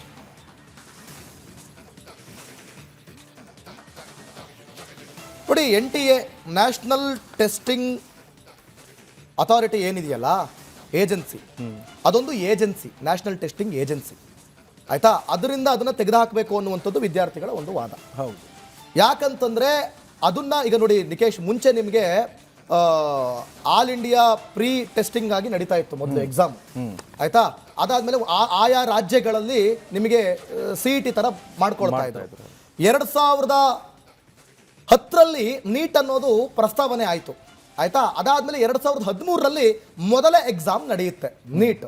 2014ರಲ್ಲಿ ಸುಪ್ರೀಂ ಕೋರ್ಟ್ ಅದಕ್ಕೆ ತಡೆಯಾಜ್ಞೆಯನ್ನು ತರುತ್ತೆ, ಈ ರೀತಿ ಬೇಡ ನಮಗೆ ನೀಟ್, ನಮಗೆ ಮುಂಚೆ ಹೆಂಗಿತ್ತು ಹಾಗೆ ಇರಲಿ ಅಂತ. 2014 ಮತ್ತು 2015 ಮತ್ತೆ ವಾಪಸ್ ಆಯಾ ರಾಜ್ಯಗಳ CET ಪ್ರಕಾರನೇ ಎಕ್ಸಾಮ್ಸ್ಗಳು ನಡೆಯುತ್ತೆ. 2016ರಲ್ಲಿ ಇದೇ ಸುಪ್ರೀಂ ಕೋರ್ಟ್ ಮತ್ತೆ ನೀಟ್ ಎಕ್ಸಾಮನ್ನು ಜಾರಿ ಮಾಡುತ್ತೆ. 2017 ಮತ್ತು 2018 ನೀಟ್ ಎಕ್ಸಾಮ್ ನಡೆಯುತ್ತೆ. 2019ಕ್ಕೆ ಇವ್ರು ಏನು ಮಾಡ್ತಾರೆ, ಕೆಲವೊಂದು ಅಂತಾರಾಷ್ಟ್ರೀಯ ಮಟ್ಟದಲ್ಲಿ ಗುಣಮಟ್ಟದಲ್ಲಿ ನೀಡುವಂಥದ್ದು ಮತ್ತು ಒಂದಷ್ಟು ಪ್ರೆಷರ್ಗಳನ್ನ ತಪ್ಪಿಸೋದಕ್ಕೆ CBSE ಅನ್ನುವಂಥ ಒಂದು ಏನು ನಮಗೆ ಮೆಥಡ್ ಇದೆ ಇವಾಗ, ಅದರಲ್ಲಿ ಆಗ್ತಿರುವಂಥ ಒಂದಷ್ಟು ಪ್ರೆಷರ್ಗಳು ಮತ್ತು ಅಲ್ಲಿರುವಂಥ ಒಂದಷ್ಟು ಒತ್ತಡಗಳನ್ನು ತಡೆಯೋದಕ್ಕೆ ಇವ್ರೇನು ಮಾಡ್ತಾರೆ, NTA ನ್ಯಾಷನಲ್ ಟೆಸ್ಟಿಂಗ್ ಏಜೆನ್ಸಿ ಅನ್ನುವಂಥ ಒಂದು ಏಜೆನ್ಸಿಗೆ ಈ ಒಂದು ಎಕ್ಸಾಮ್ನ ಕೊಟ್ಟು ಬಿಡ್ತಾರೆ, ನೀವು ನಡೆಸ್ಕೊಂಡು ಹೋಗಿ ಅಂತ. ಯಾವಾಗ ಇದು ಪ್ರೈವೇಟ್ ಒಂದು ಏಜೆನ್ಸಿಗೆ ಸಿಕ್ಬಿಡ್ತು, ಅಲ್ಲಿ ಹಣವನ್ನು ಕೊಟ್ಟು ಪ್ರಶ್ನೆ ಪತ್ರಿಕೆಯನ್ನು ಕೊಂಡುಕೊಳ್ತಾರೆ ಅನ್ನುವಂಥ ಆರೋಪ ಅಲ್ಲಿಂದ ಶುರುವಾಯಿತು. ಯಾವಾಗ 2018ಕ್ಕೆ NTA ಜಾರಿ ಆಗುತ್ತೆ, 2019ರಿಂದ NTA ಎಕ್ಸಾಮ್ಸ್ ಅನ್ನು ನಡೆಸೋದಕ್ಕೆ ಶುರುವಾಗುತ್ತೆ. ವಿಚಾರ ಈ ರೀತಿ ಇರಬೇಕು. ಅಲ್ಲಿ ಇರುವಂತ ಒಂದಷ್ಟು ಯಾರು ವಿದ್ಯಾರ್ಥಿಗಳು ಅಂತ ಬಂದಿದ್ದಾರಲ್ಲ, ಅಲ್ಲಿ ನಾನು ನೆನ್ನೆ ಪ್ರಶ್ನೆ ಮಾಡ್ತಾ ಇದ್ದೆ, ಹೋಗಿ ಕೇಳ್ತಾ ಇದ್ದೆ, ಆಯ್ತಾ? ಅವ್ರನ್ನ ಕೇಳ್ತಾ ಇದ್ದೆ ನಾನು, ನೀಟ್ ಅಂದ್ರೆ ಏನು, ನೀಟ್ ಫುಲ್ ಫಾರ್ಮ್ ಏನು, ನೀಟ್ ಯಾವಾಗ ಸ್ಟಾರ್ಟ್ ಅಂದ್ರೆ ಒಬ್ರು ಹೇಳೋದಕ್ಕೆ ರೆಡಿ ಇಲ್ಲ, ಅದ್ರ ಬಗ್ಗೆ ಗೊತ್ತೇ ಇಲ್ಲ. S, okay. ಪಬ್ಲಿಕ್ ಕಾಲರ್ ಒಬ್ಬರು ಇದ್ದಾರೆ, ಬಸವರಾಜ್ ಅವರು ಕಲಬುರಗಿಯಿಂದ. ಸರ್ ನಮಸ್ಕಾರ. ನಮಸ್ಕಾರ ಸರ್. ಹೇಳಿ, ಮಾತಾಡಿ ಸರ್, ನಿಮ್ಮ ಅಭಿಪ್ರಾಯ ಏನು ಇದ್ರ ಬಗ್ಗೆ? ಸರ್, ಇದು ವಿದ್ಯಾರ್ಥಿ ಮಾಡ್ತಾ ಇರೋದು ಸರಿ ಇದೆ, ಬಟ್ ಇದು ಪ್ರಕಾಶ್ ರಾಯ್ ಇವು ಎಲ್ಲ ಬರ್ತಾ ಇದ್ರಲ್ಲ, ಇದೇ ಸಿದ್ದರಾಮಯ್ಯ ಮೂಡ ಹಗರಣ ಆದಾಗ ಯಾರು ಬಂದು ಇವು ಮಾಡಿಲ್ಲ. ಇದು ಆದಾಗ ಅಲ್ಲಿ ಬರೀ ವಿದ್ಯಾರ್ಥಿ ಅಷ್ಟೇ ನಡೀತಾ ಇಲ್ಲ, ಬೇರೆ ಬೇರೆ ಕಮ್ಯುನಿಸ್ಟ್ ಪಕ್ಷಗಳು ಬಂದು ಇದು ಮಾಡ್ತಾ ಇದಾರೆ. ವಿದ್ಯಾರ್ಥಿ ಮುಂದೆ ಬಿಟ್ಟು ಒಳಗಡೆ ಕಲ್ಲು ತೂರಾಟ ಇವರೇ ಮಾಡ್ತಾ ಇರೋದು. ಅಂದ್ರೆ ಮಸಲಾತ್ ಏನೋ ಮಾಡ್ತಾ ಇದ್ರಂತ ನಿಮ್ಗೆ ಡೌಟ್ ಬರ್ತಾ ಇದೆ? ಮಾಡ್ತಾ ಇದಾರೆ ಮೇಡಮ್. ನಾನು ಬಿಜೆಪಿ ಅವನೇ, ವಿದ್ಯಾರ್ಥಿಗೋಸ್ಕರ ಹೋರಾಡೋಣ, ರಾಜೀನಾಮೆ ಕೇಳೋಣ, ಇಲ್ಲ ಅಂತಿಲ್ಲ. ಇವ್ರು ಮಾಡ್ತಾ ಇರೋದೇನು, ಅಲ್ಲಾಗ ಒಂಥರ ಹೊಗಳ್ತಾರೆ, ರಾಮನಿಗೆ ಕೀಳಾಗಿ ಮಾಡ್ತಾರೆ. ಅಲ್ಲ ಜಾತಿ ಎದಕ್ ಬಂತು? ನಾವು ವಿದ್ಯಾರ್ಥಿ ಹುಟ್ಟಿಸ್ತಾ ಇರೋದು ಇವರು. ಜಾತಿ ವಿದ್ಯಾರ್ಥಿಯಲ್ಲಿ ಜಾತಿ ಹೆಸರೇ ಬರಲೇಬಾರ್ದು. ವಿದ್ಯಾರ್ಥಿಗಳನ್ನು ಮೈಂಡ್ ಫ್ರೆಶ್ ಆಗಿರುತ್ತೆ, ಅವ್ರು ಏನ್ ಬೇಕೋ ಕಲಿಯೋನ್ಸರಿ ಬೇಕು. ಇವ್ರು ನೋಡಿದ್ರೆ ಅಲ್ಲ ಹೊಗಳೋದು, ರಾಮನಿಗೆ ಬೈಯೋದಂದ್ರೆ. ಓಕೆ, ಥ್ಯಾಂಕ್ ಯು ಬಸವರಾಜ್ ಅವರೇ, ರಿಪಬ್ಲಿಕ್ ಕನ್ನಡ ಜೊತೆ ಮಾತನಾಡಿದ್ದಕ್ಕೆ. ಮತ್ತೊಬ್ಬರು ಕಾಲರ್ ರೆಡಿ ಇದ್ದಾರೆ, ಹಾವೇರಿಯಿಂದ ಜಗದೀಶ್. ಜಗದೀಶ್ ಅವರೇ ನಮಸ್ಕಾರ. ನಮಸ್ಕಾರ ಸರ್. ಪ್ರತಿಭಟನೆಗಳನ್ನು ನೋಡ್ತಾ ಇದ್ದೀರಿ, ನಮ್ಮ ಪ್ರಶ್ನೆ ಇಷ್ಟೇ, ಈ ಪ್ರತಿಭಟನೆ ಏನಾದರೂ ಹಳಿ ತಪ್ತಾ ಇದೆಯಾ? ಇದರಿಂದ ಈ ಪ್ರತಿಭಟನೆಯಿಂದ ಉತ್ತರ ಸಿಗ್ಲಿಕ್ಕೆ ಸಾಧ್ಯನಾ? ಸರ್, ಈ ತರ ಪ್ರತಿಭಟನೆಯಿಂದ ಉತ್ತರ ಸಿಗಲ್ಲ. ಯಾಕೆಂದ್ರೆ ಶಾಂತಿಯುತ ವಿದ್ಯಾರ್ಥಿಗಳು ಯಾವತ್ತೂ ಈ ತರ ಗಲಭೆ ಮಾಡಕ್ಕೆ ಇಷ್ಟಪಡಲ್ಲ. ವಿದ್ಯಾರ್ಥಿಗಳು ಶಾಂತಿಯುತವಾಗಿ ಪ್ರತಿಭಟನೆ ಮಾಡ್ತಾರೆ ಯಾವಾಗ್ಲೂ. ಇದರಲ್ಲಿ ಹೊರಗಿನ ಜನನೇ ಜಾಸ್ತಿ ಇದಾರೆ ಅಂತ ನನ್ನ ಒಂದು ಅನಿಸಿಕೆ. ಯಾವ ಜನ? ಈ ಹೊರಗಿನ ಜನ ಅಂದ್ರೆ ಕಾಂಗ್ರೆಸ್ ಪಾರ್ಟಿ, ಈ ತರ ಕಾಂಗ್ರೆಸ್ನವರಾಗ್ಲಿ, ಅದ್ರೊಳಗೇನೆ ಬೇರೆ ಕೋಮು ಗಲಭೆ ಮಾಡುವಂತ ವಿದ್ಯಾರ್ಥಿಗಳ ಹೆಸರಲ್ಲಿ ಬಂದು ಸೇರ್ಕೊಂಡಿದ್ದಾರೆ. ವಿದ್ಯಾರ್ಥಿಗಳು ಯಾವತ್ತು ಈ ತರ ಈ ಮಟ್ಟಕ್ಕೆ ಇಳಿಯಂಗಿಲ್ಲ. ಯಾಕಂದ್ರೆ ಅವರು ಚೆನ್ನಾಗಿ ಓದಿ ಇನ್ನೂ ಟೈಮ್ ಸಿಕ್ತು ಮತ್ತೆ ಸ್ವಲ್ಪ ದಿನ ಓದಕ್ಕೆ, ಅವ್ರಿಗೆ ಸ್ಟಡಿ ಮಾಡಕ್ಕೆ. ಆದ್ರೆ ಎಲ್ಲದನ್ನು ಈಗ ಬಂದು ಶಿಕ್ಷಣ ಸಚಿವರು ಬಂದು ಲೀಕ್ ಮಾಡಿ ಅಂತ ಹೇಳಿರಂಗಿಲ್ಲ ಯಾವುದೇ ಆಗ್ಲಿ. ಈಗ ನಮ್ ಸ್ಟೇಟಲ್ಲಿ ಈ ತರ ಆಗಿದಾವೆ. ಹೌದಾ? ಅದಾದ ತಕ್ಷಣ ಈ ಬಿಜೆಪಿ ಅವರು ಸ್ಟ್ರೈಕ್ ಮಾಡಿದ್ದಾರೆ, ರಿಸೈನ್ ಮಾಡ್ರಿ, ಇದು ಮಾಡ್ರಿ ಅಂತಂತ. ಆದ್ರೆ ಇವ್ರು ಮಾಡಿಲ್ಲ. ಈಗ ಯಾವ ಪಕ್ಷದಾದ್ರೂ ಅಷ್ಟೇ, ಅಲ್ಲಿ ಸಂಬಂಧಪಟ್ಟವ್ರಿಗೆ ಏನಿದ್ದಾರೆ ಅವ್ರ ಮೇಲೆ ಶಿಕ್ಷೆ ಆಗ್ಬೇಕು ಹೊರತು ಯಾರು ಒಂದು ಶಿಕ್ಷಣ ಸಚಿವರಾಗ್ಲಿ ಹೊರಗಿನವರಾಗ್ಲಿ ಅವ್ರು ರಾಜೀನಾಮೆ ಕೊಡ್ರಿ, ಇವ್ರ ರಾಜೀನಾಮೆ ಕೊಡ್ರಿ ಅಂತ ಹೇಳೋ ತಪ್ಪದು. ಅದು ಬಿಟ್ಟು ಯಾರು ತಪ್ಪು ಮಾಡಿದ್ದಾರೆ ಅವ್ರ ಮೇಲೆ ಶಿಕ್ಷೆ ಆಗ್ಬೇಕು. ಓಕೆ, ಥ್ಯಾಂಕ್ ಯು ಜಗದೀಶ್ ಅವರೇ, ರಿಪಬ್ಲಿಕ್ ಕನ್ನಡ ಜೊತೆ ಮಾತನಾಡೋದಕ್ಕಾಗಿ. ಗದಗದಿಂದ ಮಹೇಶ್ ಅವರು ಇದ್ದಾರೆ. Sir good morning. Sir good morning sir. ಹೇಳಿ ಸರ್, ನಿಮ್ಮ ಅಭಿಪ್ರಾಯ. ಸರ್, ಈ ನೀಟ್ ಬಗ್ಗೆ ಏನು ಹೋರಾಡ್ತಿದ್ದಾರೆ ಇದೆಲ್ಲ ಸ್ವಲ್ಪ ಸರಿಯಾದ ನಿಯಮ ಅನಿಸ್ತಿದೆ. ಬಟ್ ಅದ ಕೆಲವೊಂದಷ್ಟು ಏನು ಈ ಒಂದು ಹೋರಾಟಗಳು ಆಗ್ತಿದಾವು, ಎಕ್ಸಾಕ್ಟ್ ಮಾಹಿತಿ ತಿಳ್ಕೊಂಡು ಹೋರಾಟ ಆಗ್ಬೇಕು. ನೀಟ್ ಅಂದ್ರೆ ಈಗ ನಾವು ನೋಡ್ತಾ ಇದೀವಿ ನಿಮ್ಮ ರಿಪಬ್ಲಿಕ್ ಟಿವಿಯಲ್ಲಿ. ಬಟ್ ನೀಟ್ ಅಷ್ಟೇನಾ ಈ ಪ್ರಪಂಚದಲ್ಲಿ ಅಥವಾ ಈ ಸಮಸ್ಯೆ ಅತಿ ದೊಡ್ಡ ಸಮಸ್ಯೆ? ಈಗ ಅರಾಜಕತೆ ಎಷ್ಟು ನಡೀತಾ ಇದೆ. ಈಗ KPSC ಹಗರಣ ಆಗ್ತಾ ಇದೆ, ಮತ್ತೆ ಗುತ್ತಿಗೆ ಎಂಬ ಒಂದು ಇದರಿಂದ ಗುತ್ತಿಗೆ ನೌಕರು ಅಂತಂದು ಈಗ ಅಂಗನವಾಡಿ ಕಾರ್ಯಕರ್ತರು ಅವ್ರ ಮೇಲೆ ಎಷ್ಟು ಒಂದು ಅರಾಜಕತೆ ಆಗ್ತಾ ಇದೆ. ಆಶಾ ಕಾರ್ಯಕರ್ತೆಯರು, ಈಗ ಅಂಗನವಾಡಿ ಕಾರ್ಯಕರ್ತೆಯರಿಗೆ SIR ಅಂತೇಳಿ 1 ಲಕ್ಷ ರೂಪಾಯಿ ಸಂಬಳ ಮಾಡೋರು ಅಷ್ಟೇ ದುಡಿಬೇಕು, ಇವರು ಅಷ್ಟೇ ದುಡಿಬೇಕು. ಮತ್ತು 108 ರೀತಿ ಅರಾಜಕತೆ ಐತಿ. ನೀಟ್ ಒಂದಕ್ಕೆ ಯಾಕೆ ಇಷ್ಟು ಹೋರಾಟ ಮಾಡ್ತಿದ್ದಾರೆ? ಇದನ್ನು ಕೂಡ ಒಂದು ಪ್ರಶ್ನೆ ಮಾಡ್ಬೇಕಲ್ಲ. ಎಲ್ಲದಕ್ಕೂ ಹೋರಾಟ ಎಲ್ಲಾನು ಒಳಗೊಂಡಿದೆ ಇದರಲ್ಲಿ. ಒಂದೇ ಅಲ್ಲ, ನೀಟ್ ಅಷ್ಟೇ ಒಂದು ಈ ಕೊನೆ ಅಲ್ಲ. ವಿದ್ಯಾರ್ಥಿಗಳಿಗೆ ಅನ್ಯಾಯ ಆಗ್ತಾ ಇರೋದು ಬೇರೆ ಬೇರೆ, ಇಲ್ಲಿ ಆಯಾ ರಾಜ್ಯದಲ್ಲಿ ಬೇರೆ ಬೇರೆ ಈ ಜಾಬ್ ಅಲ್ಲಿ ಕೂಡ ಹಗರಣ ಆಗ್ತಾ ಇದೆ. ಇದ್ರ ಬಗ್ಗೆ ಯಾರು ಯಾಕೆ ಧ್ವನಿ ಎತ್ತಾ ಇಲ್ಲ? ನೀಟ್ ಬಗ್ಗೆನೇ ಯಾಕೆ ಎಲ್ಲರೂ ನೀಟ್ ಒಂದೇನಾ ನಮ್ಮ ಭಾರತದಲ್ಲಿ ಸಮಸ್ಯೆ ಇರೋದು? ಈಗ ನೋಡಿ, ಗುತ್ತಿಗೆ ನೌಕರರು ದುಡಿತಿದ್ದಾರೆ ಎಲ್ಲ. Okay sir, thank you so much Mahesh ಅವರೇ, ರಿಪಬ್ಲಿಕ್ ಕನ್ನಡ ಜೊತೆ ಮಾತನಾಡೋದಕ್ಕೆ. ಸಾಕಷ್ಟು ಸಮಸ್ಯೆಗಳು ಇದರಲ್ಲಿ ಕಂಡು ಬರ್ತಾ ಹೇಳ್ತಾ ಇದ್ರು. ಮೃತ್ಯುಂಜಯ ಅಂತೇಳಿ ಹುಬ್ಳಿಯಿಂದ ಕರೆ ಮಾಡಿದ್ದಾರೆ. ಮೃತ್ಯುಂಜಯ ಅವರೇ ನಮಸ್ಕಾರ. ಮೃತ್ಯುಂಜಯ ಅವರೇ, ಅಸಲಿ ವಿದ್ಯಾರ್ಥಿಗಳಿಗೆ ಏನು ಸಮಸ್ಯೆ ಆಗ್ತಾ ಇದೆ ಅಂತ ಈ ಹೋರಾಟದಿಂದ? ಸಮಸ್ಯೆ ಏನು ಆ್ಯಕ್ಚುಲಿ? ನಿಜವಾದ ವಿದ್ಯಾರ್ಥಿಗಳಿಗೆ ಸಮಸ್ಯೆ ಆಗ್ತಾ ಇದೆಯಾ? ನೋಡಿ ಸರ್, ಇದು ಆಕ್ಚುಲಿ ವಿದ್ಯಾರ್ಥಿಗಳು ಮಾಡೋದು ಒಳ್ಳೆ ರೀತಿಯಿಂದ ಮಾಡ್ತಾ ಇದ್ರು ಅವರು. ಈಗ ಈಗೇನು ಕೆಲವೊಂದು ಪಕ್ಷ ಅದಾವಲ್ರಿ, ಅವ್ರು ಸೇರ್ಕೊಂಡು ಎಲ್ಲ ಲಪಡ ಮಾಡಕ್ ಹಚ್ಚಿಬಿಟ್ರಿ. ಈಗೆಲ್ಲ ಯಾರು ಕಾಂಗ್ರೆಸ್, ಇವು ಸಮಾಜವಾದಿ ಪಕ್ಷ, AAP ಇವೆಲ್ಲ ಸೇರ್ಕೊಂಡು ಇವು ಸರ್ಕಾರಿ ಹೆಸರು ಕೆಡಿಸ್ಬೇಕಂತಾನೆ ಇದು ಬೇಕಂತಲೇ ಇದನ್ನ ಮಾಡಕತ್ತಾರೆ. ಅದು ಆಕ್ಚುಲಿ ವಿದ್ಯಾರ್ಥಿಗಳ ಹೆಸರಿಗೆ ಮಾತ್ರ. ಇದು ಒಳಗೆ ಬೇರೆನೇ ಐತಿ ಸರ್. ಇದು ಎಲ್ಲ ಇಡೀ ಭಾರತನ ನೋಡಕತ್ತೈತಿ ಈಗ ಅವ್ರು ಮಾಡೋದು ಲಪಡ ಎಲ್ಲ. ಇದನ್ನ ಪಾಠ ಕಲಿಸ್ತಾರೆ ಅವ್ರಿಗೆ. ಒಂದು ಸರಿ ಅಲ್ಲ ಅದು. ವಿದ್ಯಾರ್ಥಿಗಳು ಅವ್ರ ಪಾಡಿಗೆ ಅವ್ರಿಗೆ ಬಿಟ್ಟು ಬಿಡೋಕೆ, ಇವ್ರು ಯಾಕೆ ಇದನ್ನ ಮಾಡ್ಬೇಕು? ಅದ್ರ ಜೊತೆ ತಪ್ಪಲ್ಲ ಸರ್ ಇದು. ಅದಕ್ಕೆ ಇದು ವಿದ್ಯಾರ್ಥಿಗಳು ಗೊತ್ತಾಗತ್ರಿ, ಎಲ್ಲರಿಗೂ ಗೊತ್ತಾಗತ್ತೆ. ಇಡೀ ಭಾರತನೇ ನೋಡಕತ್ತೈತಿ ಇವ್ರು ಏನ್ ಲಪಡ ಅನ್ನೋದೆಲ್ಲ. ಒಂದಿನ ಎಲ್ಲ ಬೈಲಿ ಬರ್ತದೆ ನೋಡಿ ಸರ್ ಇದು. ಓಕೆ, ಥ್ಯಾಂಕ್ ಯು ಮೃತ್ಯುಂಜಯ್ ಅವರೇ, ರಿಪಬ್ಲಿಕ್ ಕನ್ನಡ ಜೊತೆ ಮಾತನಾಡೋದಕ್ಕೆ. ಕಲ್ಪನಾ ಅವರು ಇದ್ದಾರೆ ಬೆಂಗಳೂರಿಂದ. ಕಲ್ಪನಾ ಅವರೇ ನಮಸ್ಕಾರ. ರಾಜೀನಾಮೆ ಕೇಳ್ತಾರಲ್ಲ ಸರ್, ಅದು ಹಲೋ, ಹೇಳಿ ಮಾತನಾಡಿ. ರಾಜೀನಾಮೆ ಕೇಳೋದು ತಪ್ಪು. ಅಲ್ಲಲ್ಲ, ಈಗ ವಿದ್ಯಾರ್ಥಿಗಳ ನೈಜ ಸಮಸ್ಯೆ ಏನು? ಒಂದಿಷ್ಟು ಜನ ವಿದ್ಯಾರ್ಥಿಗಳಿಗೆ ಸಮಸ್ಯೆ ಆಗ್ತಾ ಇದೆ ಇದರಿಂದ. ಆದ್ರೆ ಅವರು ನೈಜ ಪರಿಸ್ಥಿತಿ ಯಾವ ರೀತಿ ಆಗಿದೆ, ಅವ್ರ ಸಮಸ್ಯೆ ಏನು ಅಂತ? ಇದು ಮಕ್ಕಳು ಮಾಡ್ತಾ ಇರೋ ಗಲಾಟೆನೇ ಅಲ್ಲ ಇದು. ಬೇರೆ ಪುಂಡ್ರು ಬಂದು ಗಲಾಟೆ ಮಾಡ್ತಿದ್ರೆ ಎಲ್ಲರೂ ಕಾಣಿಸ್ತಾ ಇದೆ, ನೋಡ್ತಾ ಇದಾರೆ ಎಲ್ಲರೂ ಅದನ್ನ. ರಾಜೀನಾಮೆ ಒಂದೇ ಮೋದಿ ಟ್ವೀಟ್ ಮಾಡೋದು ಕರೆಕ್ಟ್ ಆಗಿದೆ. ಈಗ ಮಕ್ಕಳಿಗೆ ಒಳ್ಳೇದಾಗುತ್ತೆ ಅಂತ ಅನ್ಸುತ್ತೆ sir. Okay, thank you so much Kalpana ಅವರೇ, ರಿಪಬ್ಲಿಕ್ ಕನ್ನಡ ಜೊತೆ. Thank you. ಎಸ್, ಕಾಡಾಜಿ ಅನ್ನೋರು ಕರೆ ಮಾಡಿದ್ದಾರೆ ಬೆಂಗಳೂರಿಂದ. ನಮಸ್ಕಾರ ಸರ್. ನಮಸ್ತೆ ಸರ್, ತಾನಾಜಿ ಅಂತ ಸರ್. ನೋಡಿ, ಈ ಒಂದು ತಾಣಾಜಿ ಅವರೇ, ಈ ಒಂದು ಪ್ರತಿಭಟನೆಯಿಂದ ವಿದ್ಯಾರ್ಥಿಗಳಿಗೆ ಆಕ್ಚುಲಿ ಅಸಲಿ ವಿದ್ಯಾರ್ಥಿಗಳಿಗೆ ಏನ್ ಸಮಸ್ಯೆ ಆಗ್ತಾ ಇದೆ ಅಂತ?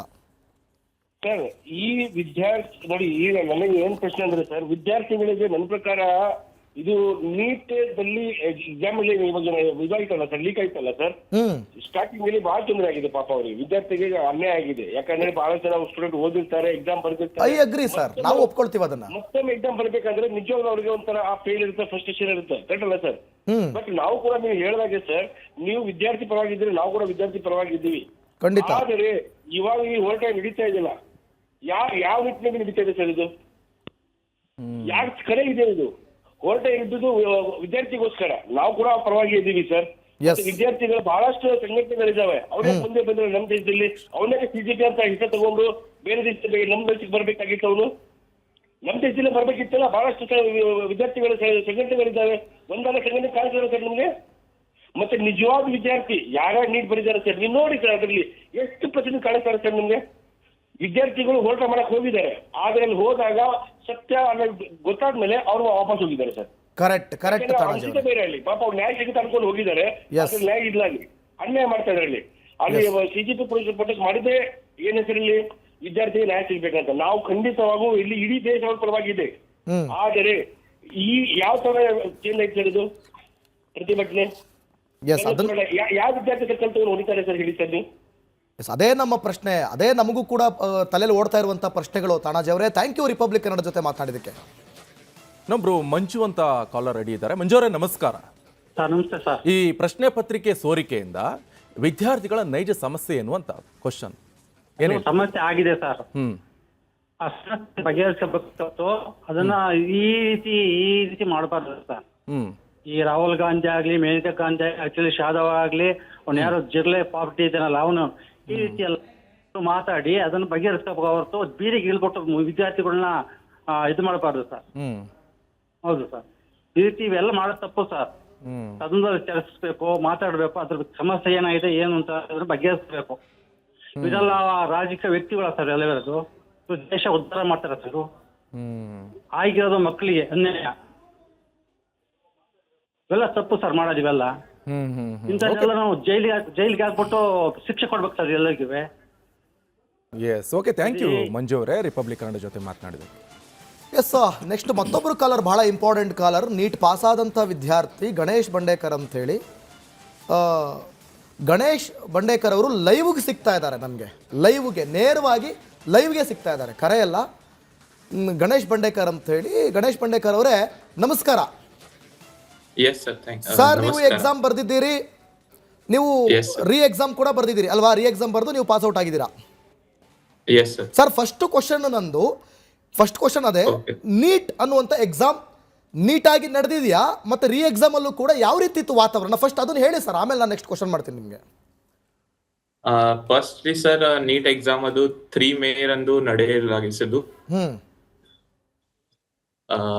ಆ ಸಮಯದಲ್ಲಿ ನಾವು ಎಕ್ಸ್ಟ್ರಾ ಪ್ರಿಪರೇಷನ್ ಮಾಡಿದ್ರು, ನನ್ನ ಫುಲ್ ಫೋಕಸ್ ಆಗಿ ಪ್ರಿಪರೇಷನ್ ಮಾಡಿ ಆ ಎಕ್ಸಾಮ್ಗೆ ಏನು ಪೂರಾ ರಾತ್ರಿ ಓದು ಎಲ್ಲ ಮಕ್ಕಳ ಪ್ರಿಪರೇಷನ್ ಅದು 3 ಮೇಗೆ. ಆ ಸಮಯದಲ್ಲಿ ನಮಗೆ we didn't expect that the leak will happen. Okay. But after 9 days, that 12th May 2026, the news got leaked that paper has been leaked. Yes. After that, we were shocked. Whole India was shocked. But some students didn't give up. They then again stood up. They gave the full preparation for the 30 days next, and again wrote re-examination on 21st June. But I would like to tell that if a paper leak happens in the whole, in whichever examinations, so like CBSE, JEE, or any railway exams or any police exams, it is equivalent to a terrorist attack. Ganesh ಅವರೇ, ನಿಮ್ಗೆ 12ನೇ ತಾರೀಕು paper leak ಆಗಿದೆ ಅನ್ನೋದು confirm ಆಯ್ತು, news ಎಲ್ಲ spread ಆಯ್ತು ಅಲ್ವಾ? Okay, ಆಗ ನೀವು ನೆಕ್ಸ್ಟ್ ನಿಮ್ ತಲೆಯಲ್ಲಿ ಬಂದಿದ್ದೇನು, ಏನ್ ಮಾಡ್ಬೇಕು ಅನಿಸ್ತು? ಇದರ ವಿರುದ್ಧ ಈಗ ಹಿಂದೆಂದು ಕೂಡ ಕೇಳ್ಕೊಂಡು ಬಂದಿರ್ತೀರಾ, ಪೇಪರ್ ಲೀಕ್ ಆಗ್ತಾ ಇದೆ ಅನ್ನೋದನ್ನ. ಆ ಟೈಮಲ್ಲಿ ನಿಮಗೆ ಇದ್ರ ವಿರುದ್ಧವಾಗಿ ಹೋರಾಟ ಮಾಡಬೇಕು, ಪ್ರತಿಭಟನೆ ಮಾಡಬೇಕು ಅಂತ ಆ ಸಂದರ್ಭಕ್ಕೆ ಅನ್ನಿಸ್ತಾ? ಮತ್ತೆ ವಾಟ್ ನೆಕ್ಸ್ಟ್, ನಿಮ್ ಸ್ಟೆಪ್ ಏನಾಗಿತ್ತು ನೆಕ್ಸ್ಟ್ ಆಗ ನಿಮ್ದು, ಸ್ಟೂಡೆಂಟ್ ಆಗಿ, ವಿದ್ಯಾರ್ಥಿ ಆಗಿ? ಫಸ್ಟ್ ಆಗಿ ಆವೇ ನ್ಯೂಸ್ ಬಂದಿತ್ತು, ಅದು ಲೀಕ್ ಆಗಿತ್ತೆ. That time only I was shocked. 1 or 2 hours I didn't look anywhere because that was very shocking. After that, in my mind came that to study the whole syllabus again was a very hard time. But again, one thing that struck my mind was there is another opportunity.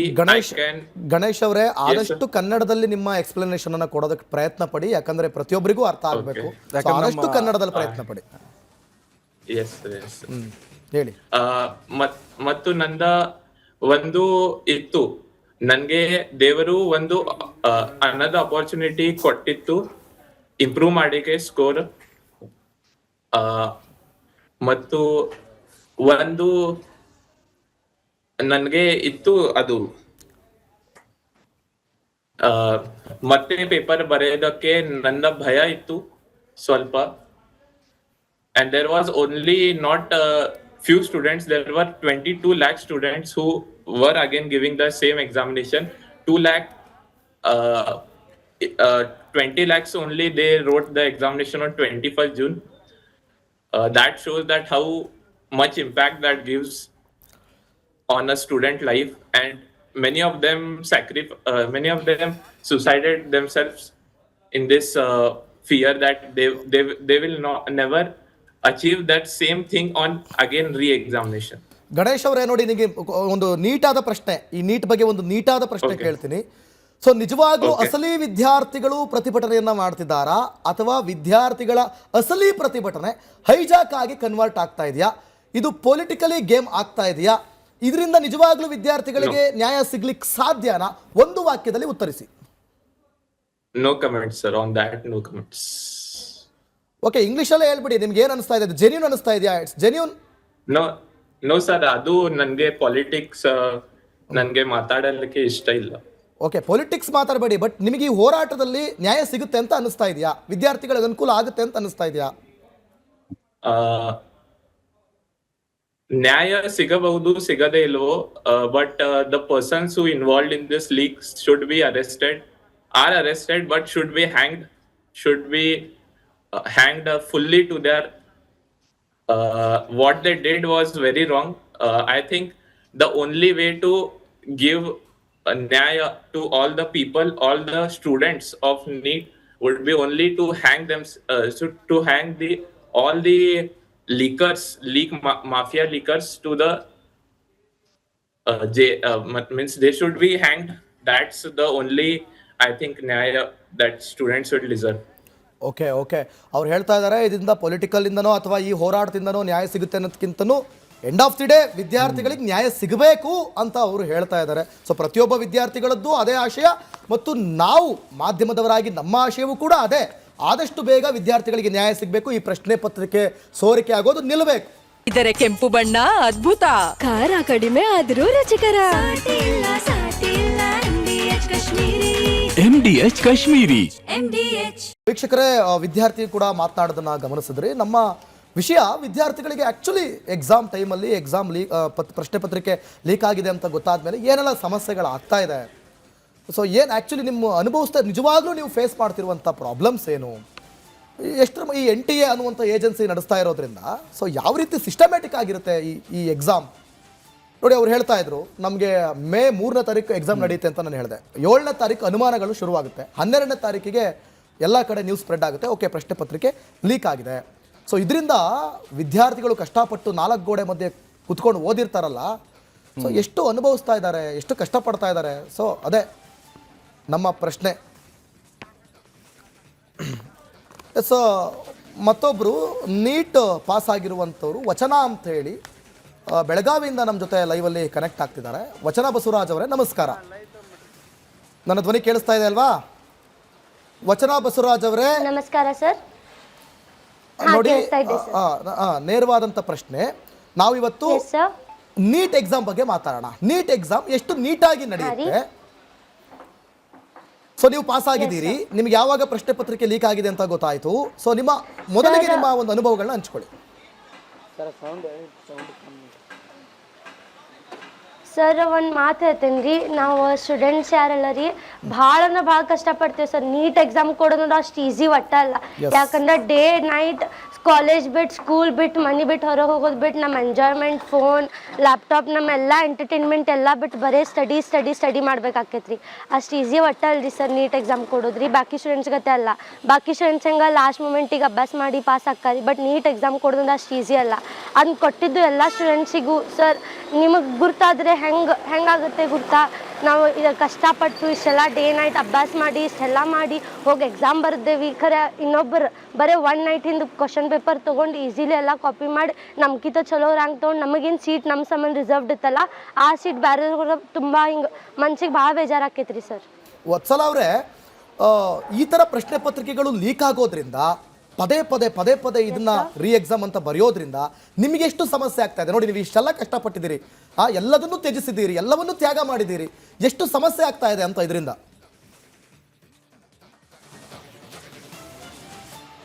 Sir ಇದರಿಂದ ಭಾಳ ತುಂಬ ಸಮಸ್ಯೆ ಆಗುತ್ತಿದೆ. ಯಾಕಂದ್ರೆ ಮನ್ಸಿಗೆ ಒಂಥರ ಬೇಜಾರಿ sir. ಒಂದೇ ಎಕ್ಸಾಮನ್ನ ಪದೇ ಬರೆಯೋದು, ಅದು ನಮ್ಮ ಕಡೆಯಿಂದ ತಪ್ಪಿಲ್ಲ, ಬೇರೆದವ್ರ ತಪ್ಪು ಸಂಬಂಧ ನಾವು ಪದೇ ಎಕ್ಸಾಮ್ ಬರೆಯೋದು. ಬೇರೆದವ್ರು ಎಷ್ಟೋ ಸ್ಟೂಡೆಂಟ್ಸ್ ಆಗಿರ್ಲಿ ತುಂಬಾ ಇಲ್ಲಿ ಕಷ್ಟಪಡ್ತಿದ್ದಾರೆ ಸರ್. ಇದೊಂದು ಪ್ರಾಬ್ಲಮ್ ಸಂಬಂಧ, ಒಂದು ಇರೆಸ್ಪಾನ್ಸಿಬಿಲಿಟಿ ಸಂಬಂಧ ಇಷ್ಟೆಲ್ಲ ಸ್ಟೂಡೆಂಟ್ಸ್ ಭವಿಷ್ಯಗಳು ಹಾಳಾಗತ್ತಿದಾವೆ ಸರ್. ಅದೊಂದು ಬೇಜಾರು. ನಿಮ್ದು ಮಾತ್ರ ಅಲ್ಲ, ಆಕ್ಚುಲಿ ವಸಲ ಅವರೇ, ನಿಮ್ಮ ಪೋಷಕರು ಯಾವ ರೀತಿ ಇನ್ವಾಲ್ವ್ ಆಗಿರ್ತಾರೆ ಈ ಸಂದರ್ಭದಲ್ಲಿ, ಅವರಿಗೂ ಕೂಡ ಸಮಸ್ಯೆ ಆಗುತ್ತೆ ಅಂತ. Yes sir yes sir sir ಇಲ್ಲಿ ನಮ್ಮ ಪೇರೆಂಟ್ಸು ಸರ್ ಎಷ್ಟೋ ಹೋಪ್ಸ್ ಇಟ್ಟಿರ್ತಾರೆ, ನಮ್ಮೆಲ್ಲ ರಿಲೇಟಿವ್ಸ್ ಸರ್ ಎಲ್ಲರೂ ಹಿಂಗೆ ಹೋಪ್ಸ್ ಇಟ್ಟಿರ್ತಾರೆ ನಮ್ಮ ಕಡೆ, ನಮ್ಮ ಫ್ರೆಂಡ್ಸ್ ನಮ್ಮ ಟೀಚರ್ಸ್ ನಮ್ಮನ್ನು ಸಪೋರ್ಟ್ ಮಾಡಿದ್ದವ್ರು ಸರ್. ಅವರೆಲ್ಲ ನಮ್ಮ ಪೇರೆಂಟ್ಸ್ ಕೂಡ ನಮ್ಮ ಮನೆಯಾಗ ಒಂದು ಟಿ ವಿ ಇರಂಗಿಲ್ಲ, ನಮ್ಮ ಮನ್ಯಾಗ ಮೊಬೈಲ್ ಇರಂಗಿಲ್ಲ, ನಾವು ಪೇರೆಂಟ್ಸ್ ಮೊಬೈಲ್ ನೋಡ್ರೆ ನಾವು ಕೂಡ ಮೊಬೈಲ್ ನೋಡ್ತೀವಿ ಅಂತ ನಮ್ಮ ಪೇರೆಂಟ್ಸ್ ಕೂಡ ಮೊಬೈಲ್ ನೋಡೋದು ಬಿಡ್ತಾರೆ. ನಮ್ಮ ಪೇರೆಂಟ್ಸ್ ನಮ್ಮ ಮಮ್ಮಿ ರೀ ಸರ್ ಯಾವಾಗ ನಾ ಅಭ್ಯಾಸಕ್ಕೆ ಕೊಂಡಿರ್ತೀನಿ ರೀ ತಾನೂ ಒಂದು ಬುಕ್ ತೊಗೊಂಡು ನನ್ನ ಜೋಡಿ ಕೊಂಡಿರ್ತಾರೆ, ಯಾಕಂದ್ರೆ ಅವ್ರ ಮೋಟಿವೇಶನ್ ನನಗೆ ಬರ್ಬೇಕಂತ್ರಿ ಸರ್. ಇದಂದ್ರಿ ಹಂಗೆ ಇನ್ನೊಂದೇನಂದ್ರೆ ರೀ ಎಷ್ಟೋ ಸ್ಟೂಡೆಂಟ್ಸ್ ಸರ್ ನೀವು ಅಂಡರ್ಸ್ಟ್ಯಾಂಡ್ ಮಾಡ್ಕೋಬೋದ್ರಿ, ಇದು ಒಂದು ಇದ್ರ ಸಂಬಂಧ ಅವ್ರು ಹೋಗಿ ಸುಸೈಡ್ ಮಾಡ್ಕೊಳತ್ತಾರಂದ್ರೆ ಎಷ್ಟು ತ್ರಾಸ ಆಗಿರ್ಬೇಕ್ರಿ ಸರ್ ಸ್ಟೂಡೆಂಟ್ಸಿಗೆ. ದಿಲ್ಲಿಯಲ್ಲಿ ಎಷ್ಟೋ ಸ್ಟೂಡೆಂಟ್ಸ್ ಸರ್ ಈ ಎಕ್ಸಾಮ್ ಸಂಬಂಧನ ಸುಸೈಡ್ ಮಾಡ್ಕೊಂಡಾರಂದ್ರೆ ಅವ್ರ ಪೇರೆಂಟ್ಸ್ ಸರ್ ಇದು ನೀವು ಮತ್ತೊಮ್ಮೆ ಬೇಕಾದ್ರೆ ಇದನ್ನು ಪ್ರೈಮ್ ಮಿನಿಸ್ಟರ್ ಆಗ್ಬೋದು, ನಿಮ್ಗೆ ಮತ್ತೊಂದು ಮಿನಿಸ್ಟರ್ ಸೀಟ್ ಸಿಗ್ಬೋದ್ರಿ ಸರ್, ಬಟ್ ಆ ಪೇರೆಂಟ್ಸಿಗೆ ಅವ್ರು ಸ್ಟೂಡೆಂಟ್ಸನ್ನ ಹೊಳ ತಂದು ಕೊಡಕ್ಕೆ ಬರಂಗಿಲ್ಲ ರೀ. ಈ ಇಂಡಿಯಾಗೆ ಸರ್ ಇಷ್ಟು ಟ್ಯಾಲೆಂಟೆಡ್ ಸ್ಟೂಡೆಂಟ್ಸನ್ನ ಕಳ್ಕೊರತ್ತಾರ ಅಂತ ಅದು ಸೀರಿಯಸ್ನೆಸ್ ಯಾದಿಲ್ಲ ರೀ. ಓಕೆ, ಥ್ಯಾಂಕ್ ಯು ವತ್ಸಲ ಅವರೇ ರಿಪಬ್ಲಿಕ್ ಕನ್ನಡ ಜೊತೆ ಮಾತನಾಡೋದಕ್ಕಾಗಿ. ನೋಡಿ ಎಷ್ಟು ಅವರ ನೋವುಗಳು ಇದಾಗ್ತದೆ ನೋಡಿ. ಥ್ಯಾಂಕ್ ಯು ವಚನ ಅವರೇ. ನೀಟ್ ಪ್ರಶ್ನೆ ಪತ್ರಿಕೆ ಸೋರಿಕೆ ಬಗ್ಗೆ ಮೋದಿ ರಿಯಾಕ್ಷನ್ ಕೊಟ್ಟಿದ್ದಾರೆ. ವಿಡಿಯೋ ಹೇಳಿಕೆ ಬಿಡುಗಡೆ ಮಾಡಿದ ಪ್ರಧಾನಿ ಮೋದಿ ಪ್ರಶ್ನೆ ಪತ್ರಿಕೆ ಸೋರಿಕೆ ಪ್ರಕರಣ ಗಂಭೀರವಾದಂಥ ವಿಷಯ ಅಂತ ಹೇಳಿದ್ದಾರೆ. ಪ್ರಶ್ನೆ ಪತ್ರಿಕೆ ಸೋರಿಕೆ ತಡೆಗೆ ಕಾನೂನು ತರ್ತೇವೆ ಅಂತ ಹೇಳಿದ್ದಾರೆ. ಇಂದಿನ ಸಂಪುಟ ಸಭೆಯಲ್ಲಿ ಕಠಿಣ ಕ್ರಮ ಕೈಗೊಳ್ಳುತ್ತೇವೆ. ಪ್ರಶ್ನೆ ಪತ್ರಿಕೆ ಸೋರಿಕೆ ಮಾಡಿದವರನ್ನ ನಾವು ಸುಮ್ಮನೆ ಬಿಡೋದಿಲ್ಲ ಅಂತ ಹೇಳ್ತಿದ್ದಾರೆ. ವಿಡಿಯೋ ಹೇಳಿಕೆ ಬಿಡುಗಡೆ ಮಾಡಿದ್ದಾರೆ ಪ್ರಧಾನಿ ಮೋದಿ.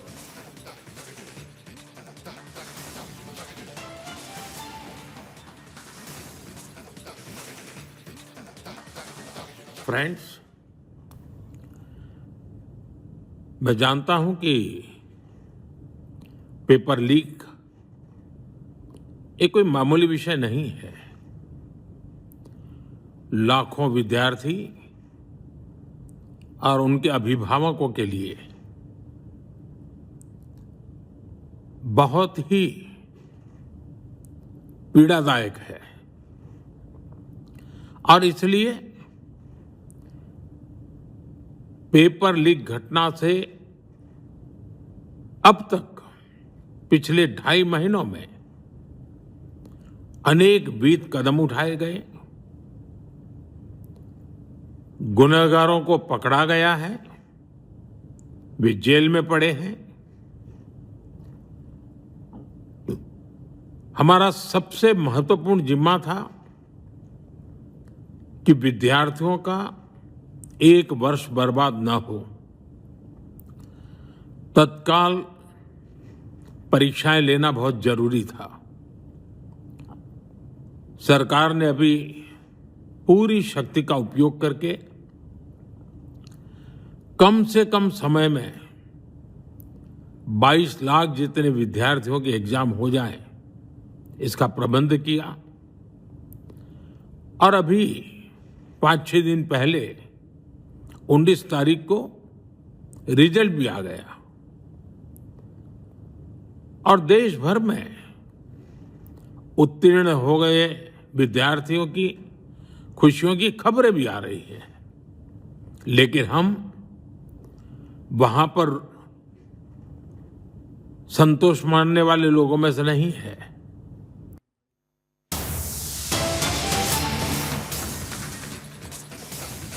ಫಾಸ್ಟ್ ಟ್ರ್ಯಾಕ್ ಕೋರ್ಟ್ ಘೋಷಿಸಿದ ಪ್ರಧಾನಿ ಮೋದಿ ಪೇಪರ್ ಲೀಕ್ ಪ್ರಕರಣಗಳಿಗೆ ತ್ವರಿತ ನ್ಯಾಯದ ಭರವಸೆ. ಪೇಪರ್ ಸೋರಿಕೆ ಕಡಿವಾಣಕ್ಕೆ ಶೀಘ್ರವೇ ಹೊಸ ಮಸೂದೆ. ಸೋಮವಾರವೇ ಸಂಸತ್ನಲ್ಲಿ ಮಸೂದೆ ಅಂಗೀಕಾರಕ್ಕೆ ಯತ್ನ. ಪ್ರಧಾನಿ ನರೇಂದ್ರ ಮೋದಿ ಭರವಸೆಯನ್ನ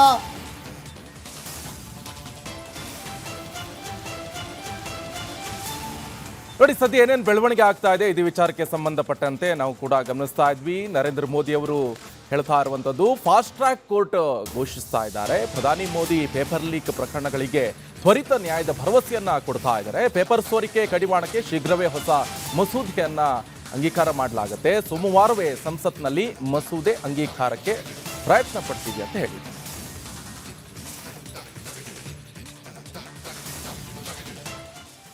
ट्रैक कोर्ट के लिए विभागों को निर्देश दिए थे. आज विभागों ने लगातार मेहनत करके देर रात मुझे मुसद्दा भी दे दिया। फास्ट ट्रैक कोर्ट और कठोर सजा के प्रावधान के साथ का ये मुसद्दा कल कैबिनेट में चर्चा होगी।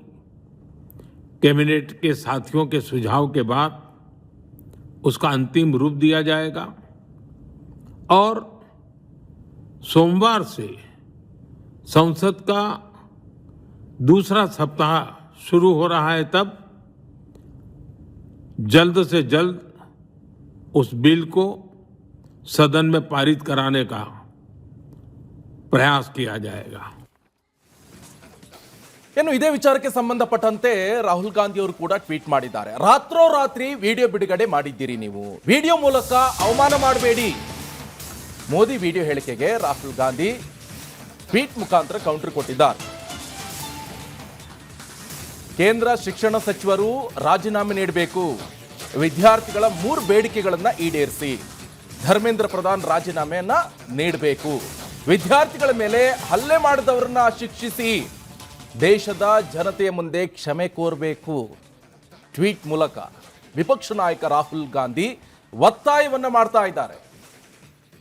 ನೋಡಿ, ಮಧ್ಯರಾತ್ರಿ ಯಾಕೆ ನೀವು ವಿಡಿಯೋ ಮಾಡಿದ್ರಿ ಅಂತ ಪ್ರಶ್ನೆ ಮಾಡ್ತಿದ್ದಾರೆ. ವಿಡಿಯೋ ಮೂಲಕ ಅವಮಾನ ಮಾಡಬೇಡಿ.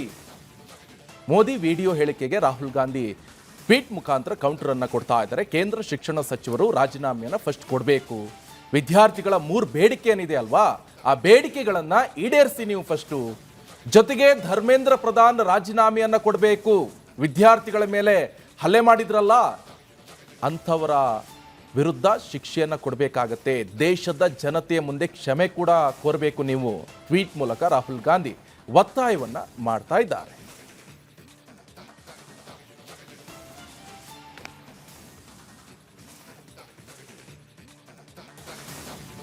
ಚಹಾದ ಸ್ವೀಟ್ ಟೇಸ್ಟ್ MDHD+ ನಿಂದಲೇ ಬರುತ್ತೆ. ಗಂಟು ಕಟ್ಟಿಕೋ ಲವಂಗ, ಹಸಿರು ಏಲಕ್ಕಿಯಿಂದ ತುಂಬಿದ MDHD+ ಮಸಾಲೆ. MDH ನೋಡಿ, ಈಗ ಸ್ಟೇಟ್ಮೆಂಟ್ಗಳು ಅವರು ಮಧ್ಯರಾತ್ರಿ ವಿಡಿಯೋ ಮಾಡಿ ಹಾಕಿದ್ರು ನರೇಂದ್ರ ಮೋದಿ ಅವರು. ತದನಂತರದಲ್ಲಿ ಅದಕ್ಕೆ ಟ್ವೀಟ್ ಮಾಡಿ, ನೀವು ಮಧ್ಯರಾತ್ರಿ ವಿಡಿಯೋ ಮಾಡಿ ಹಾಕಿದ್ದೀರಿ, ಸೊ ನಮ್ಮ ಬೇಡಿಕೆಗಳನ್ನು ಈಡೇರಿಸಿ ಅಂತ. ಒಂದು, ಧರ್ಮೇಂದ್ರ ಪ್ರಧಾನ್ ರಾಜೀನಾಮೆಯನ್ನು ನೀಡಬೇಕು, ಯಾರಿಗೆ ವಿದ್ಯಾರ್ಥಿಗಳಿಗೆ ಹಲ್ಲೆ ಮಾಡಿದರೆ ಅವರಿಗೆ ಶಿಕ್ಷೆ ಕೊಡಿ ಅಂತ. ಇಂದು ತುರ್ತು ಕೇಂದ್ರ ಸಚಿವ ಸಂಪುಟ ಸಭೆ, ಪ್ರಧಾನಿ ಮೋದಿ ನೇತೃತ್ವದಲ್ಲಿ ನಡೆಯುವಂಥ ಸಭೆ. ನೀಟ್ ಪ್ರಶ್ನೆ ಪತ್ರಿಕೆ ಸೋರಿಕೆ ಬಗ್ಗೆ ಮಹತ್ವದ ಚರ್ಚೆ. ನೀಟ್ ಅಕ್ರಮದ ವಿರುದ್ಧ ಕಠಿಣ ನಿರ್ಧಾರ ಸಾಧ್ಯತೆ, ಕಠಿಣ ಕ್ರಮದ ಬಗ್ಗೆ ಭರವಸೆ ನೀಡಿರುವಂತಹ ಮೋದಿ. ನೀಟ್ ಅಕ್ರಮದ ವಿರುದ್ಧ ಕಠಿಣ ನಿರ್ಧಾರವನ್ನು ತೆಗೆದುಕೊಳ್ಳುವಂಥ ಸಾಧ್ಯತೆ.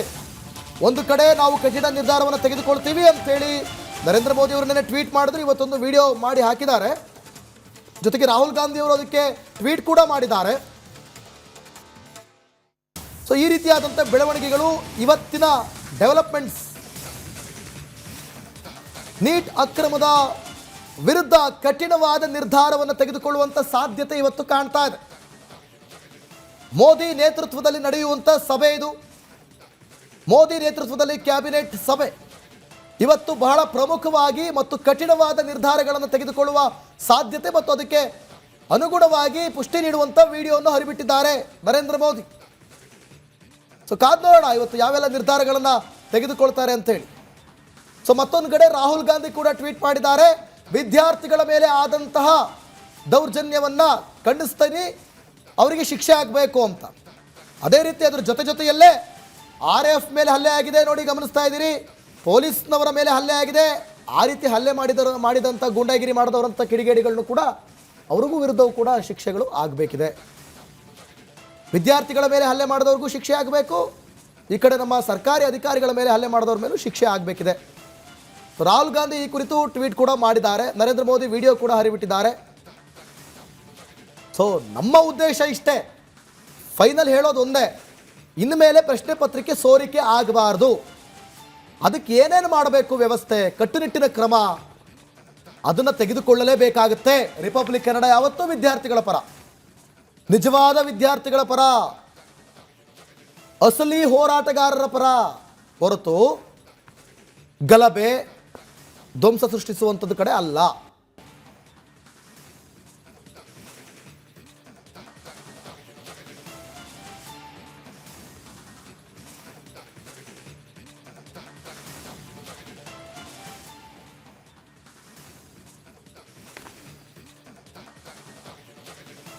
ನೋಡಿ, ಇದೆಲ್ಲ ಬೆಳವಣಿಗೆಗಳ ಮಧ್ಯದಿವಿ ಇನ್ನೊಂದು ಬೆಳವಣಿಗೆ ಕೂಡ ಆಯಿತು. ಇದೇ ನೀಟ್ ಪ್ರಶ್ನೆ ಪತ್ರಿಕೆ ಸೋರಿಕೆ ಕೇಸ್ನಲ್ಲಿ ಮೊದಲ ತಲೆದಂಡ ಕೂಡ ಆಗಿದೆ. ಕೇಂದ್ರ ಶಿಕ್ಷಣ ಕಾರ್ಯದರ್ಶಿ ವಿನಿತ್ ಜೋಶಿ ವರ್ಗಾವಣೆ. ಆ ಪ್ಲೇಸ್ಗೆ ನೂತನ ಕಾರ್ಯದರ್ಶಿಯಾಗಿ ನರೇಶ್ ಪಾಲ್ ಗಂಗ್ವಾರ್. ವಿನಿತ್ ಜೋಶಿ ಪಂಚಾಯತ್ ರಾಜ್ ಇಲಾಖೆಗೆ ವರ್ಗಾವಣೆ. ಇದು ಮೊದಲ ತಲೆದಂಡ ಈ ವಿಚಾರಕ್ಕೆ ಸಂಬಂಧಪಟ್ಟಂತೆ. ನೀಟ್ ಪ್ರಶ್ನೆ ಪತ್ರಿಕೆ ಸೋರಿಕೆ ಕೇಸ್ನಲ್ಲಿ ಮೊದಲ ತಲೆದಂಡ ಕೂಡ ಆಗಿದೆ. ಕೇಂದ್ರ ಶಿಕ್ಷಣ ಕಾರ್ಯದರ್ಶಿ ವಿನಿತ್ ಜೋಶಿ ಅವರನ್ನ ವರ್ಗಾವಣೆ ಮಾಡಲಾಗಿದೆ. ಆ ಪ್ಲೇಸ್ಗೆ ನೂತನ ಕಾರ್ಯದರ್ಶಿಯಾಗಿ ನರೇಶ್ ಪಾಲ್ ಗಂಗ್ವಾರ್ ಇವರನ್ನ ನಿಯೋಜನೆ ಮಾಡಲಾಗಿದೆ.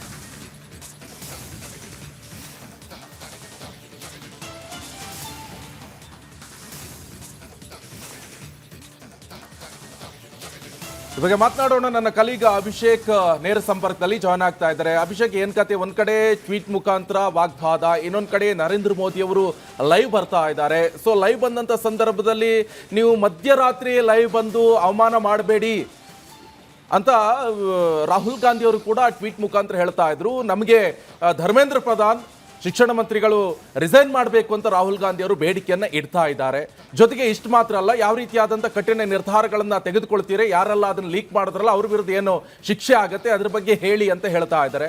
ಅದರ ಜೊತೆಗೆ ಒಂದು ಹೊಸ ಬೆಳವಣಿಗೆ ಎನ್ನುವಂತೆ ಈಗ ಯಾರು ಇದಕ್ಕೆ ಇನ್ವಾಲ್ವ್ ಆಗಿದ್ದಾರೆ ಎನ್ನುವಂತ ನಿಟ್ಟಿನಲ್ಲಿ ಈ ನೀಟ್ ಪ್ರಶ್ನೆ ಪತ್ರಿಕೆ ಸೋರಿಕೆ ಕೇಸಲ್ಲಿ ಮೊದಲ ತಲೆದಂಡ ಕೂಡ ಆಗ್ಬಿಟ್ಟಿದೆ. ಕೇಂದ್ರ ಶಿಕ್ಷಣ ಕಾರ್ಯದರ್ಶಿ ಅವರನ್ನು ಕೂಡ ವರ್ಗಾವಣೆ ಮಾಡಲಾಗಿದೆ. ಸಂಪೂರ್ಣವಾದಂಥ ವಿವರ ಕೊಡೋದಾದ್ರೆ ಅಭಿಷೇಕ್.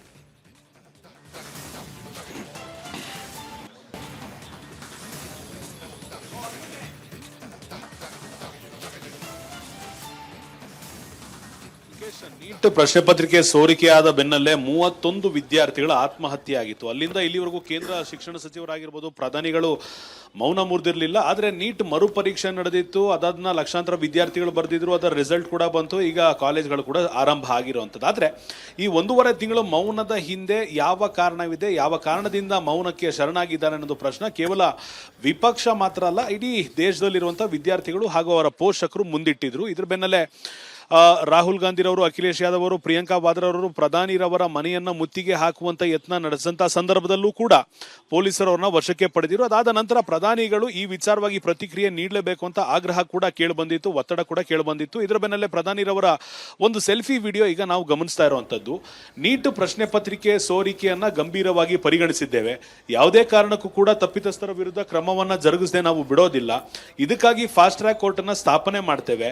ವಿಶೇಷ ಕ್ಯಾಬಿನೆಟ್ ಅನ್ನ ಕರೆದಿದ್ದೇನೆ, ಸಚಿವರ ಜೊತೆ ಈ ವಿಚಾರವಾಗಿ ಮಾತನಾಡುತ್ತೇನೆ. ಹೊಸ ಕಾಯ್ದೆನ ಯಾವ ರೀತಿ ಚಾಲ್ತಿಗೆ ತರಬೇಕು, ಏನೆಲ್ಲ ಕಾಯ್ದೆ ಒಳಗಡೆ ಸೇರ್ಪಡಿಕೆ ಮಾಡಬೇಕು, ಅದರ ಜೊತೆಗೆ ಪತ್ರಿಕೆ ಸೋರಿಕೆ ಮಾಡುವವರ ವಿರುದ್ಧ ನಿರ್ದಾಕ್ಷಣ್ಯ ಕ್ರಮವನ್ನ ಯಾವ ಆಯಾಮದಲ್ಲಿ ತೆಗೆದುಕೊಳ್ಬೇಕು, ಯಾವ ಅಂದ್ರೆ ಸೆಕ್ಷನ್ಗಳಲ್ಲಿ ತಗೊಳ್ಬೇಕು ಅನ್ನೋ ಒಂದು ವಿಚಾರವನ್ನ ಈ ಒಂದು ಕ್ಯಾಬಿನೆಟ್ ನಲ್ಲಿ ಮಾತಾಡ್ತೇನೆ. ಅದಾದ ನಂತರ ಸಂಸತ್ನಲ್ಲೂ ಕೂಡ ಈ ವಿಚಾರವನ್ನ ಪ್ರಸ್ತಾಪ ಮಾಡುತ್ತೇನೆ. ಪ್ರಸ್ತಾಪ ಮಾಡಿದ ನಂತರ ಆ ವಿರೋಧ ಪಕ್ಷದ ಅಭಿಪ್ರಾಯವನ್ನು ಕೂಡ ಸಂಗ್ರಹ ಮಾಡ್ತೇನೆ ಅನ್ನೊಂದು ಧಾಟಿಯಲ್ಲಿ ಮಾತನಾಡಿರುವಂಥದ್ದು ಪ್ರಧಾನಿರವರ ಪಾಯಿಂಟ್ ಆಫ್ ವ್ಯೂ ಇಂದ ನಾವು ನೋಡಬೇಕಾಗಿರುವಂಥದ್ದು. ಆದರೆ ವಿರೋಧ ಪಕ್ಷದ ಪಾಯಿಂಟ್ ಆಫ್ ವ್ಯೂ ಇಂದ ನಾವು ಗಮನಿಸ್ತಾ ಇರುವಂಥದ್ದು, ಕಳೆದ ಇಷ್ಟು ದಿನಗಳಿಂದ ಮೌನವನ್ನ ವಹಿಸಿದಂಥ ಪ್ರಧಾನಿ ನರೇಂದ್ರ ಮೋದಿರವರು ಕೊನೆಗೂ ತಮ್ಮ ಮೌನವನ್ನ ಮುರಿದಿದ್ದಾರೆ. ಆದರೆ ಮೌನ ಮುರಿದ ನಂತರ ಕೇಳಬೇಕಾಗಿರುವಂಥದ್ದು, ಕೊಡಬೇಕಾಗಿರುವಂಥ ಉತ್ತರ 3 ಪ್ರಮುಖ ಪಾಯಿಂಟ್ಗಳಾಗುತ್ತೆ. ಮೊದಲನೇದು, ಧರ್ಮೇಂದ್ರ ಪ್ರಧಾನ್ ರವರ ರಾಜೀನಾಮೆಯನ್ನು ಸ್ವೀಕಾರ ಮಾಡಬೇಕು ಅಥವಾ ಕೊಡಿಸಬೇಕು. ಎರಡನೇದು, ನೀಟ್ ಪ್ರಶ್ನೆ ಪತ್ರಿಕೆ ಸೋರಿಕೆ ಮಾಡಿದವರ ವಿರುದ್ಧ ನಿರ್ದಾಕ್ಷಿಣ್ಯ ಕ್ರಮ ಆಗಬೇಕು. ಅದರ ಜೊತೆಯಲ್ಲಿ ಜಂತರ್ ಮಂತರ್ನಲ್ಲಿ ಯಾವ ರೀತಿ ವಿದ್ಯಾರ್ಥಿಗಳ ಮೇಲೆ ಹಲ್ಲೆ ಆಯಿತು ಅಂತಹ ಅಧಿಕಾರಿಗಳ ವಿರುದ್ಧ ಶಿಕ್ಷೆಯನ್ನು ನೀಡಬೇಕು. ಮೂರನೇದು, ಇಡೀ ದೇಶದ ಕ್ಷಮೆಯನ್ನು ಯಾಚಿಸಬೇಕು ಅಂತ ಈಗ ರಾಹುಲ್ ಗಾಂಧಿರವರು ಸಾಮಾಜಿಕ ಜಾಲತಾಣದ ಮುಖಾಂತರ ಕೋರಿರುವಂಥದ್ದು ಒಂದು ಕಡೆಗೆ ಆಯಿತು. ಅಂದರೆ ಹೌದು, ಸರ್ಕಾರದ ಹಂತದಲ್ಲಿ ಈ ಒಂದು ನೀಟ್ ಪ್ರಶ್ನೆ ಪತ್ರಿಕೆ ಸೋರಿಕೆಗೆ ಯಾರು ಸಂಬಂಧಪಟ್ಟವರಿದ್ದಾರೆ ಅವರ ತಲೆದಂಡ ಆಗಿರ್ಬೋದು. ಆದರೆ ಇಲ್ಲಿಯವರೆಗೂ ತಡೆಗಟ್ಟಲು ಆಗದೆ ಇರುವಂತ ಹಿಂದಿರುವಂತ ಕಾರಣ ಏನು ಅನ್ನೋದನ್ನು ಕೂಡ ಬಹಿರಂಗ ಮಾಡಬೇಕು ಅಂತ ಸೋಮವಾರದ ಸಂಸತ್ನಲ್ಲಿ ಇದು ಯಾವ ರೀತಿಯ ಸ್ವರೂಪವನ್ನ ಪಡೆಯುತ್ತೆ ಅನ್ನೋದು ಈಗ ಪ್ರಶ್ನೆ ಆಗಿರುವಂತದ್ದು. Nikesh, okay, thank you Abhishek ನಿಮ್ಮೆಲ್ಲ ಮಾಹಿತಿಗೆ. ಬೆಂಗಳೂರಿಗೆ ಇಂದು ವೇಣುಗೋಪಾಲ್ ಆಗಮಿಸುತ್ತಿದ್ದಾರೆ. ಸಂಜೆ 6 ಗಂಟೆಗೆ ಕೆಪಿಸಿಸಿ ಕಚೇರಿಯಲ್ಲಿ ಮೀಟಿಂಗ್ ಇದೆ. ಡಿಸಿಸಿ ಅಧ್ಯಕ್ಷರ ಆಯ್ಕೆ ಸಂಬಂಧ ಮಹತ್ವದ ಚರ್ಚೆ. ಜಿಲ್ಲಾಧ್ಯಕ್ಷರ ಆಯ್ಕೆಗೆ ವೀಕ್ಷಕರನ್ನ ನೇಮಿಸಿಕೊಂಡಿರೋದು ಎಐಸಿಸಿ ವೀಕ್ಷಕರು. ರಾಜ್ಯ ನಾಯಕರ ಜೊತೆ ಸಂಜೆ ಮೀಟಿಂಗ್ ಇದೆ.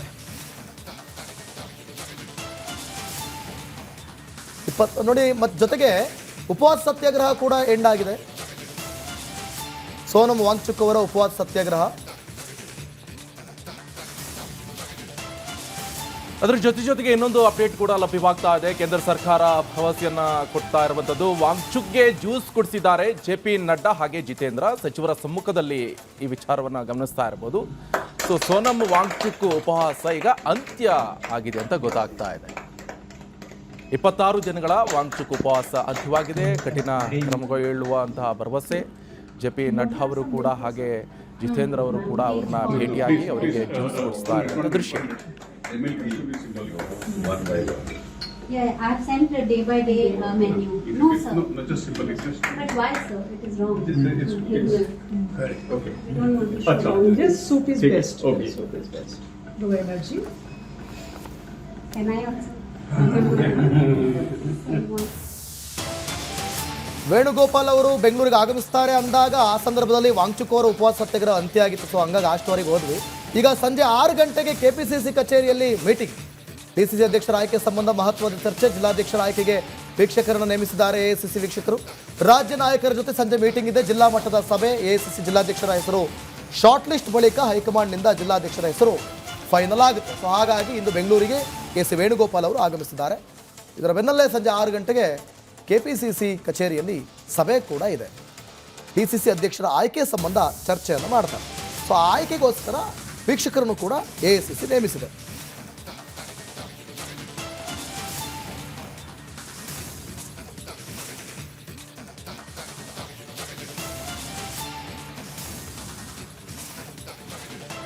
ರಾಜ್ಯದಲ್ಲಿ 100% ಗಣತಿ ನಮೂನೆಗಳ ವಿತರಣೆ. ಗಣತಿ ಅರ್ಜಿಗಳ ಡಿಜಿಟಲೀಕರಣ ಸವಾಲು. ಅರ್ಜಿಗಳನ್ನು ವಾಪಸ್ ನೀಡಲು ಜನರು ಹಿಂದೇಟು ಹಾಕ್ತಾ ಇದ್ದಾರೆ. ಇನ್ನು ಬೆಂಗಳೂರಿನಲ್ಲಿ ಮೈಕ್ ಮೂಲಕ ಅನೌನ್ಸ್ ಮಾಡಲಾಗಿದೆ, ಅರ್ಜಿ ವಾಪಸ್ ನೀಡದೆ ಹೋದರೆ ವೋಟರ್ ID ಡಿಲೀಟ್ ಆಗುತ್ತೆ. ಗಣತಿ ಅರ್ಜಿ ಭರ್ತಿ ಮಾಡಿ ವಾಪಸ್ ನೀಡಲು ಸೂಚನೆಯನ್ನ ಕೊಡಲಾಗ್ತಾ ಇದೆ. ಮೈಕ್ ಮುಖಾಂತರ ಸೂಚನೆಯನ್ನ ನೀಡ್ತಾ ಇರುವಂಥದ್ದು ನೋಡಿ. ಇದು ರಾಜ್ಯದಲ್ಲಿ 100% ಗಣತಿ ನಮೂನೆಗಳ ವಿತರಣೆಯನ್ನ ಮಾಡಲಾಗ್ತಾ ಇರುವಂಥದ್ದು. ಗಣತಿ ಅರ್ಜಿಗಳ ಡಿಜಿಟಲೀಕರಣ ದೊಡ್ಡ ಸವಾಲಾಗಿ ಮಾರ್ಪಾಡಾಗಿದೆ. ಅರ್ಜಿಗಳನ್ನ ವಾಪಸ್ ಕೊಡಲು ಜನರು ಹಿಂದೇಟನ್ನು ಹಾಕ್ತಾ ಇದ್ದಾರೆ. ಬೆಂಗಳೂರಿನಲ್ಲಿ ಈ ನಿಟ್ಟಿನಲ್ಲಿ ಮೈಕ್ ಮೂಲಕ ಅನೌನ್ಸ್ ಅನ್ನ ಮಾಡಲಾಗ್ತಾ ಇದೆ. ಅರ್ಜಿ ಏನಾದರೂ ನೀವು ವಾಪಸ್ ನೀಡದೆ ಹೋದ್ರೆ ವೋಟರ್ ID ಡಿಲೀಟ್ ಆಗುತ್ತೆ. ಗಣತಿ ಅರ್ಜಿ ಭರ್ತಿ ಮಾಡಿ ವಾಪಸ್ ನೀಡಲು ಸೂಚನೆಯನ್ನ ಕೊಡಲಾಗಿದೆ ಅಂತ ಗೊತ್ತಾಗ್ತಾ ಇದೆ. ನೋಡಿ, ಅರ್ಜಿ ಕೊಟ್ಟಿದ್ರು ಅದನ್ನ ವಾಪಸ್ ಕೊಡಲು ಜನರು ಹಿಂದೇಟು ಹಾಕ್ತಾ ಇದ್ರು. ಯಾವ ಕಾರಣಕ್ಕೆ ಹಾಗಾದ್ರೆ? ಅವ್ರೇನಾದ್ರೂ ಕೊಡದೆ ಹೋದ್ರೆ ನಿಮ್ಮ ವೋಟರ್ ID ಡಿಲೀಟ್ ಆಗುತ್ತೆ ಅಂತ ಹೇಳ್ತಾ ಇದ್ದಾರೆ.